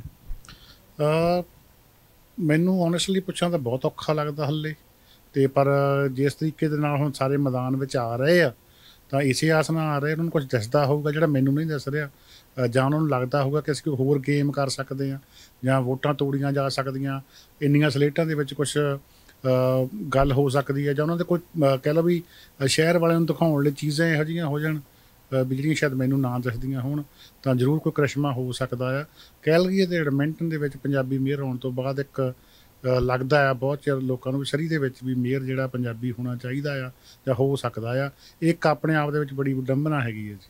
ਅਤੇ ਜਿਹੜਾ ਇਹ ਥੋੜ੍ਹਾ ਚਿਰ ਪਹਿਲਾਂ ਹਿਲਜੁਲ ਜਿਹੀ ਹੋਣੀ ਸ਼ੁਰੂ ਹੋ ਜਾਂਦੀ ਆ, ਫਿਰ ਗੱਲ ਠੰਡੀ ਪੈ ਜਾਂਦੀ ਆ, ਅਨਾਊਂਸਮੈਂਟ ਕੋਈ ਉਸ ਤਰ੍ਹਾਂ ਦੀ ਹੁੰਦੀ ਨਹੀਂ। ਕੀ ਇਹ ਇਸ ਤਰੀਕੇ ਨਾਲ ਕਈ ਵਾਰੀ ਲੋਕਾਂ ਨੂੰ ਦੇਖਿਆ ਵੀ ਜਾਂਦਾ ਵੀ ਕੌਣ ਕਿੱਥੇ ਖੜ੍ਹਾ ਹੈ, ਜਾਂ ਗੱਲ ਲੋਕਾਂ ਦਾ ਰਿਸਪੌਂਸ ਕਿਸ ਤਰ੍ਹਾਂ ਦਾ ਹੈ? ਕਿਉਂਕਿ 14 ਅਕਤੂਬਰ ਦੇ ਵਿੱਚ ਹਜੇ ਬਹੁਤ ਸਮਾਂ ਆ। ਜਿਹੜਾ ਸਿਆਣਾ ਕਿਸਾਨ ਹੁੰਦਾ ਜੀ ਉਹ ਵੀ ਕਰਦਾ ਵੀ ਪਹਿਲਾਂ ਖਾਦ ਪਾਉਂਦਾ ਫਸਲ ਨੂੰ, ਤਾਂ ਫਸਲ ਵੀ ਵੱਧਦੀ ਆ, ਨਾਲ ਜਿਹੜੇ ਨਦੀਨ ਹੁੰਦੇ ਆ ਉਹ ਵੀ ਵੱਧ ਜਾਂਦੇ ਆ। ਨਦੀਨ ਫਸਲ ਤੋਂ ਉੱਚੇ ਹੋ ਜਾਂਦੇ, ਜਿਹਨੂੰ ਆਪਾਂ ਵੀਡ ਕਹਿ ਦਿੰਦੇ ਆ, ਪਰ ਉਹ ਵੀਡ ਉਹ ਵੱਢ ਦਿੰਦਾ। ਸੋ ਇਹ ਸਾਰੀਆਂ ਜਿਹੜੀਆਂ ਸਲੇਟਾਂ ਇਹੀ ਕੁਛ ਕਰ ਰਹੀਆਂ ਆ। ਜਦੋਂ ਅਨਾਊਂਸਮੈਂਟ ਹੁੰਦੀ ਆ ਕੋਈ, ਤਾਂ ਬੰਦਿਆਂ ਦਾ ਵੀ ਪਤਾ ਲੱਗਦਾ, ਨਾਲ ਇਨਫੋਰਮੇਸ਼ਨ ਵੀ ਬਾਹਰ ਆਉਂਦੀ ਆ ਕਿ ਫਲਾਣਾ ਫਲਾਣੇ ਦੇ ਨਾਲ ਚਲੇ ਗਿਆ, ਫਲਾਣਾ ਫਲਾਣੇ ਨਾਲ ਜਾ ਰਿਹਾ, ਤੇ ਉਹਦੀ ਸਪੋਰਟ ਕਿੱਦਾਂ ਕੱਟਣੀ, ਉਹਦੇ ਵਾਸਤੇ ਜੋੜ ਤੋੜ ਸ਼ੁਰੂ ਹੋ ਜਾਂਦੇ ਆ, ਖਾਸ ਕਰਕੇ ਪੰਜਾਬੀਆਂ ਦੇ ਵਿੱਚ ਵੀ, ਗੋਰਿਆਂ ਦੇ ਵਿੱਚ ਵੀ।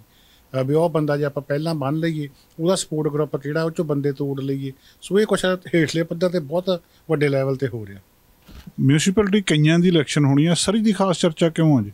ਸਰੀ ਬਹੁਤ ਤੇਜ਼ੀ ਦੇ ਨਾਲ ਵੱਧ ਰਿਹਾ ਸ਼ਹਿਰ ਆ, ਇੱਥੇ ਬਹੁਤ ਕੁਝ ਸਟੇਕ ਦੇ ਉੱਤੇ ਆ।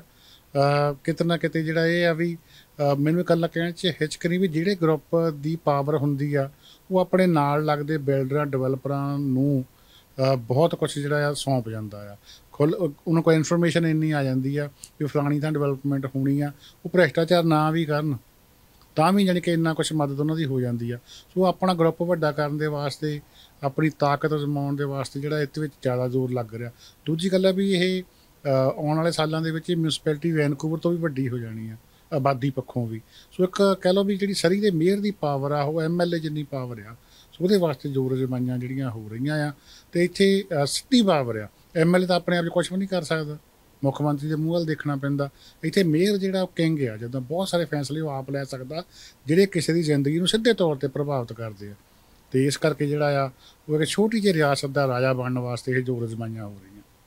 ਡਾਕ ਮਕੱਲਮ ਹੋਣਾ ਦਾ ਭਵਿੱਖ ਕਿਸ ਤਰੀਕੇ ਨਾਲ ਦੇਖਦੇ ਆ ਜੇ ਸਾਰੇ ਜੋੜ ਤੋੜ ਲਾ ਕੇ ਅੱਜ ਦੇ ਸਮੇਂ ਵਿੱਚ ਦੇਖਿਆ ਜਾਵੇ? ਜਿੰਨੀਆਂ ਸਲੇਟਾਂ ਜ਼ਿਆਦਾ ਮਕੱਲਮ ਕਿਉਂਕਿ ਜਿਹੜੀ ਉਹਨਾਂ ਨੂੰ ਵੋਟ ਪੈਣੀ ਆ ਉਹ ਵੋਟ ਪੈਣੀ ਆ ਜਿਹੜੀ ਉਹਨਾਂ ਦੇ ਚੋਣ ਪਲੇਟਫਾਰਮ ਨੂੰ ਲਾਈਕ ਕਰਦੀ ਆ। ਮੰਨ ਲਓ ਵੀ ਜਿਹੜੇ ਉਹਨਾਂ ਨੇ ਪਿਛਲੀ ਵਾਰੀ 2018 ਦੇ ਵਿੱਚ ਰੱਖੀਆਂ ਸੀਗੀਆਂ ਪਲੇਟਫਾਰਮ ਦੇ ਵਿੱਚ ਵਾਅਦੇ ਰੱਖੇ ਸੀਗੇ ਵੀ ਮੈਂ ਆਹ ਕਰੂੰਗਾ, ਮੈਂ LRT ਚੱਕੂੰਗਾ, ਮੈਂ ਸਕਾਈ ਟ੍ਰੇਨ ਲੈ ਕੇ ਆਊਂਗਾ, ਮੈਂ ਪੁਲਿਸ ਜਿਹੜੀ ਆ ਉਹਦੀ ਟ੍ਰਾਂਜੀਸ਼ਨ ਕਰੂੰਗਾ, ਜਾਂ ਰੈਕ ਸੈਂਟਰ ਬਣਾਉਣ ਦੀਆਂ ਗੱਲਾਂ ਸੀ, ਉਹ ਸਭ ਕੁਝ ਲਗਭਗ ਪੂਰੀਆਂ ਕਰਤੀਆਂ ਉਹਨਾਂ ਨੇ। ਸੋ ਜਿਹੜੇ ਬੰਦੇ ਇਹ ਦੇਖ ਕੇ ਵੋਟ ਪਾਉਂਦੇ ਆ ਵੀ ਜਿਹੜੇ ਬੰਦੇ ਨੇ ਇਹ ਵਾਅਦੇ ਕੀਤੇ ਸੀ ਉਹ ਪੂਰੇ ਕੀਤੇ, ਉਹ ਵੋਟ ਉਹਦੀ ਖਰੀ ਹੈਗੀ ਆ। ਸੋ ਜ਼ਾਹਰ ਤੌਰ ਦੇ ਉੱਤੇ ਜੇ ਹੁਣ ਜਿੰਨੀ ਸਿਮਸ ਹੋਣੀ ਖੜ੍ਹਦੇ ਆ, ਸੁੱਖ ਧਾਲੀਵਾਲ ਹੋਣੀ ਖੜ੍ਹਦੇ ਆ, ਬ੍ਰੈਂਡਾ ਲੋਕ ਅਤੇ ਜੈਕ ਹੁੰਦਲ ਹੋਣੀ ਇਕੱਠੇ ਹੋ ਖੜ੍ਹਨਾ, ਉਹਨਾਂ ਦੀਆਂ ਵੋਟਾਂ ਪਿਛਲੀ ਵਾਰੀ ਇਹਨਾਂ ਨੂੰ ਪਈਆਂ ਸੀਗੀਆਂ, ਇਕੱਠੇ ਸੀਗੇ, ਉਹ ਵੋਟਾਂ ਟੁੱਟਣੀਆਂ ਹੀ ਆ। ਸੋ ਉਹ ਵੋਟ ਦਾ ਖਿਲਾਰਾ ਜਿਹੜਾ ਥੋੜ੍ਹਾ ਬਹੁਤਾ ਪੈਣਾ ਆ, ਪਰ ਜਿੰਨੀਆਂ ਸਲੇਟਾਂ ਜ਼ਿਆਦਾ ਆਉਣਗੀਆਂ ਉਹਨਾਂ ਡੱਗਮ ਕੱਲਮ ਉਹਨਾਂ ਨੂੰ ਫਾਇਦਾ ਆ। ਬਾਕੀ ਜਿਵੇਂ ਮੈਂ ਕਿਹਾ ਵੀ ਜਿਹੜੇ ਵਾਅਦੇ ਕੀਤੇ ਹੁੰਦੇ ਆ ਉਹ ਜਦੋਂ ਪੂਰੇ ਹੋ ਜਾਂਦੇ ਆ ਫਿਰ ਕਹਿਣ ਨੂੰ ਥੋੜ੍ਹਾ ਜਿਹਾ ਸੌਖਾ ਹੋ ਜਾਂਦਾ, ਲੱਤ ਉੱਤੇ ਹੋ ਜਾਂਦੀ ਆ ਵੀ ਦੇਖੋ ਜੀ ਵੀ ਹੋਰ ਤੁਸੀਂ ਹੁਣ ਕੀ ਚਾਹੁੰਦੇ ਮੇਰੇ ਕੋਲ।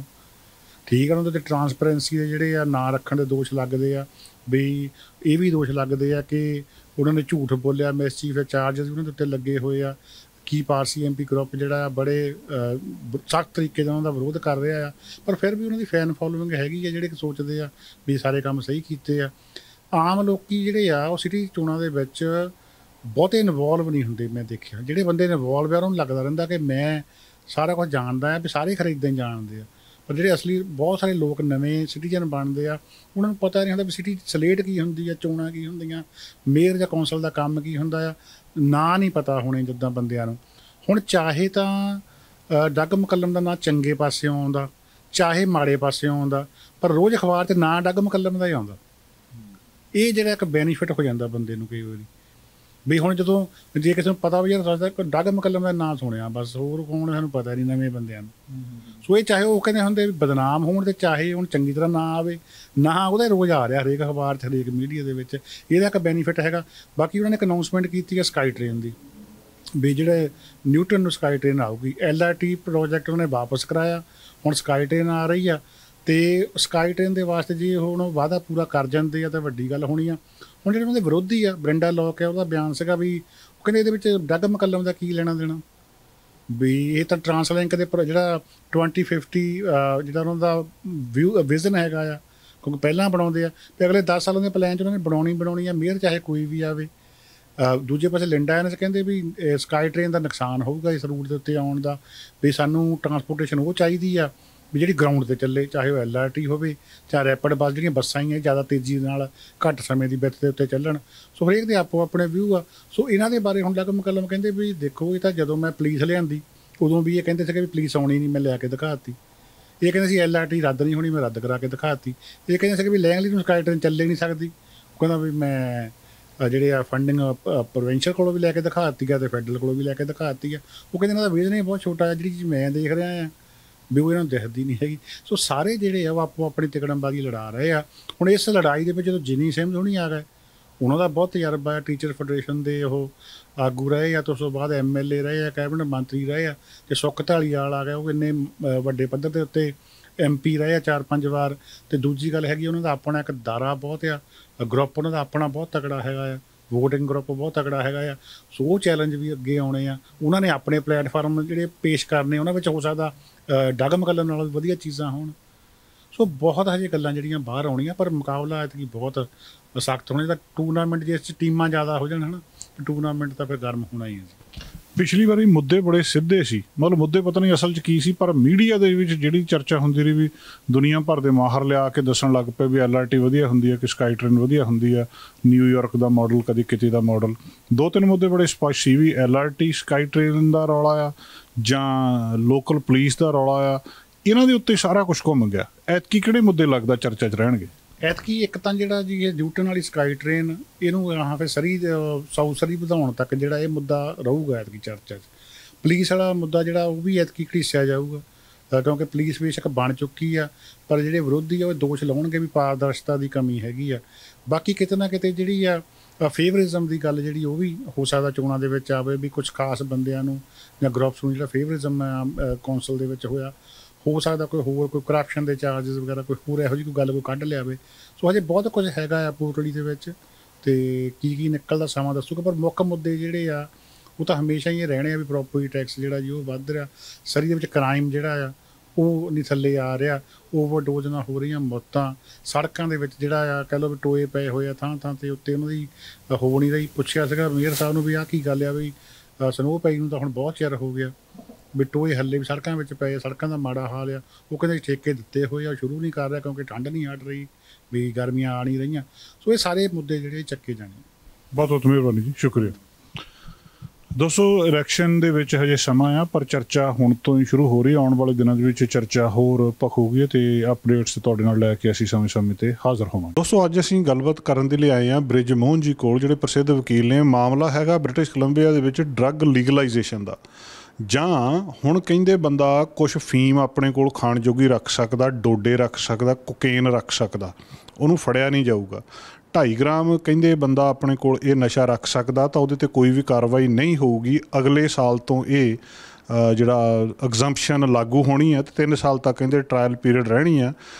ਅੱਜ ਆਪਾਂ ਇਹਨਾਂ ਕੋਲੋਂ ਜਾਣਕਾਰੀ ਇਹ ਲੈਣੀ ਆ ਵੀ ਕੀ ਹੁਣ ਫੀਮ ਬੰਦੇ ਨੇ ਆਪਣੇ ਬਟੂਏ 'ਚ ਰੱਖੀ ਆ ਤਾਂ ਇਹ ਲੀਗਲ ਆ, ਕੋਈ ਪੁਲਿਸ ਵਾਲਾ ਫੜਦਾ ਕਿ ਨਹੀਂ ਫੜਦਾ ਬ੍ਰਿਟਿਸ਼ ਕੋਲੰਬੀਆ 'ਚ? ਇਹ ਗੱਲ ਚੰਗੀ ਹੋਈ ਕਿ ਮਾੜੀ ਹੋਈ? ਬ੍ਰਿਜਮੋਹਨ ਜੀ, 2.5 ਗ੍ਰਾਮ ਕਹਿੰਦੇ ਨਸ਼ਾ ਤੁਸੀਂ ਰੱਖ ਸਕਦੇ ਆ, ਜੇ 4 ਜਣੇ ਕਾਰ 'ਚ ਬੈਠੇ ਤੋਲਾ ਫੀਮ ਲੈ ਕੇ ਜਾਂਦੇ ਆ ਤਾਂ ਇਹ ਜਾਇਜ਼ ਆ ਜੀ?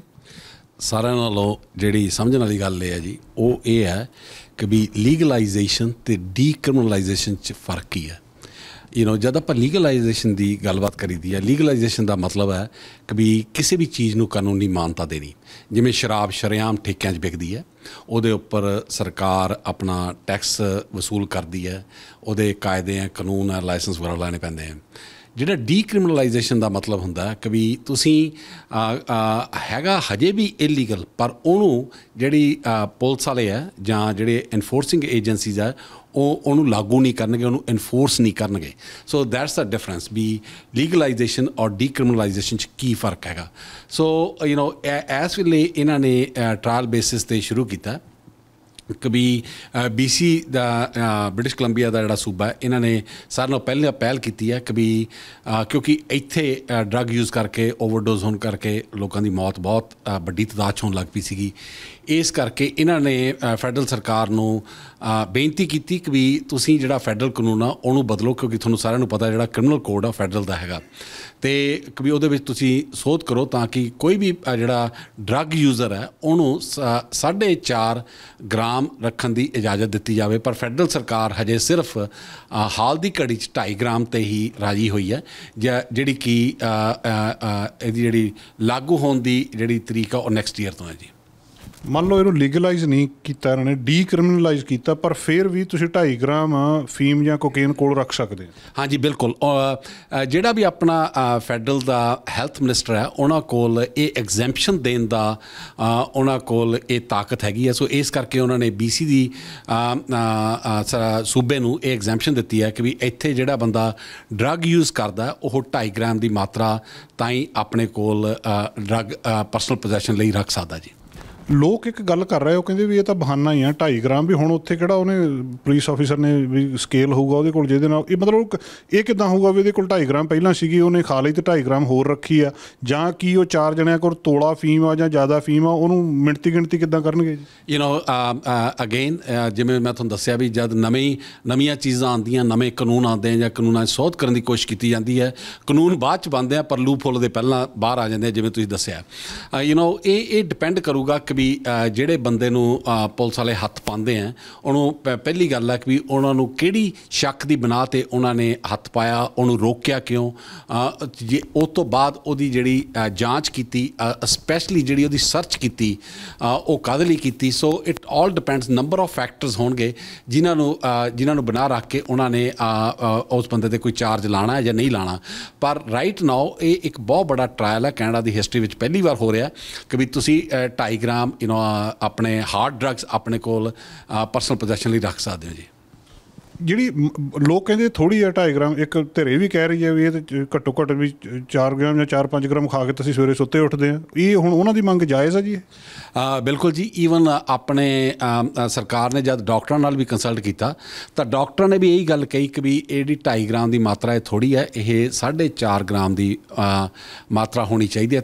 ਉਸ ਕੰਸਲਟੇਸ਼ਨ ਦੇ ਬਿਹਾਫ 'ਤੇ ਹੀ BC ਸਰਕਾਰ ਨੇ ਫੈਡਰਲ ਸਰਕਾਰ ਨੂੰ ਬੇਨਤੀ ਕੀਤੀ ਸੀ ਕਿ ਵੀ 4.5 ਗ੍ਰਾਮ ਰੱਖੋ, 2.5 ਗ੍ਰਾਮ ਨਾ ਰੱਖੋ। ਪਰ ਹਾਲ ਦੀ ਘੜੀ 'ਚ ਫੈਡਰਲ ਸਰਕਾਰ ਸਿਰਫ 2.5 ਗ੍ਰਾਮ 'ਤੇ ਹੀ ਰਾਜੀ ਹੋਈ ਹੈ ਅਤੇ ਉਹਨਾਂ ਨੇ ਇਹ ਕਿਹਾ ਵੀ ਇਟਸ ਅ ਸਟਾਰਟਿੰਗ ਪੁਆਇੰਟ। ਸੋ ਹੋ ਸਕਦਾ ਹੈ ਕਿ ਵੀ ਆਉਣ ਵਾਲੇ ਸਮੇਂ 'ਚ ਅਗਰ ਇਸ ਟਰਾਇਲ ਪੀਰੀਅਡ ਦੀ ਸਕਸੈਸ ਹੋਈ, ਕਾਮਯਾਬੀ ਹੋਈ, ਤਾਂ ਇਹ ਜਿਹੜੀ ਮਾਤਰਾ ਹੈ ਇਹਨੂੰ ਵਧਾ ਦਿੱਤਾ ਜਾਊਗਾ। ਤੁਹਾਡੀ ਗੱਲ ਬਿਲਕੁਲ ਸਹੀ ਹੈ। ਆਪਣਾ ਜਿਹੜਾ ਵੈਂਕੂਵਰ ਦਾ ਪ੍ਰੈਜ਼ੀਡੈਂਟ ਹੈ ਜੀ ਨੈਟਵਰਕ ਆਫ ਡਰੱਗ ਯੂਜ਼ਰਸ ਦਾ, ਇਹਨਾਂ ਦੀ ਆਪਣੀ ਯੂਨੀਅਨ ਹੈ, ਉਹਨੇ ਆਪ ਇਹ ਗੱਲ ਕਹੀ ਹੈ ਕਿ ਵੀ ਤੁਸੀਂ 2.5 ਗ੍ਰਾਮ ਨਾ ਕਰੋ, 2.5 ਗ੍ਰਾਮ ਤਾਂ ਮੈਨੂੰ ਸਵੇਰੇ ਸਿਰਫ ਉੱਠਣ ਲਈ ਚਾਹੀਦੀ ਹੈ। ਸੋ ਲੈਟ ਸੀ ਵੀ ਇਹਦੇ ਖਮਿਆਜ਼ੇ ਕੀ ਹੁੰਦੇ ਆ, ਕੀ ਇਹਦੇ ਨਾਲ ਸੁਧਾਰ ਹੁੰਦਾ ਜਾਂ ਹੋਰ ਮਾਹੌਲ ਖਰਾਬ ਹੁੰਦਾ ਜੀ? ਤੁਹਾਨੂੰ ਕੀ ਲੱਗਦਾ ਜੀ ਇਹਦੇ ਨਾਲ ਕੀ ਹੋਊਗਾ? ਵੀ ਹੁਣ ਇੱਕ ਤਾਂ ਹੋ ਗਿਆ ਵੀ ਨਸ਼ਾ ਕਰੀ, ਇਹਦੇ ਨਾਲ ਫਰਕ ਕਿਹੜੀ ਵਰਗ ਨੂੰ ਪਊਗਾ? ਜਿਹੜੇ ਨਸ਼ਾ ਵੇਚਦੇ ਆ ਉਹਨਾਂ ਦੇ ਉੱਤੇ ਸਖਤੀ ਹੋਊਗੀ, ਓਵਰਡੋਜ਼ ਘਟੂਗੀ, ਜਾਂ ਜਿਹੜੇ ਬਹੁਤ ਗਿਣਤੀ ਜਿਹੜੀ ਨਸ਼ਾ ਕਰਦੀ ਆ ਉਹਨਾਂ ਨੂੰ ਸੌਖ ਹੋ ਜੂਗੀ ਵੀ ਜੇ ਤੁਸੀਂ ਨਸ਼ਾ ਕਰਨਾ ਤੁਸੀਂ ਆਰਾਮ ਨਾਲ ਕਰੀ ਜਾਓ, ਤੁਹਾਨੂੰ ਕੋਈ ਦਿੱਕਤ ਨਹੀਂ?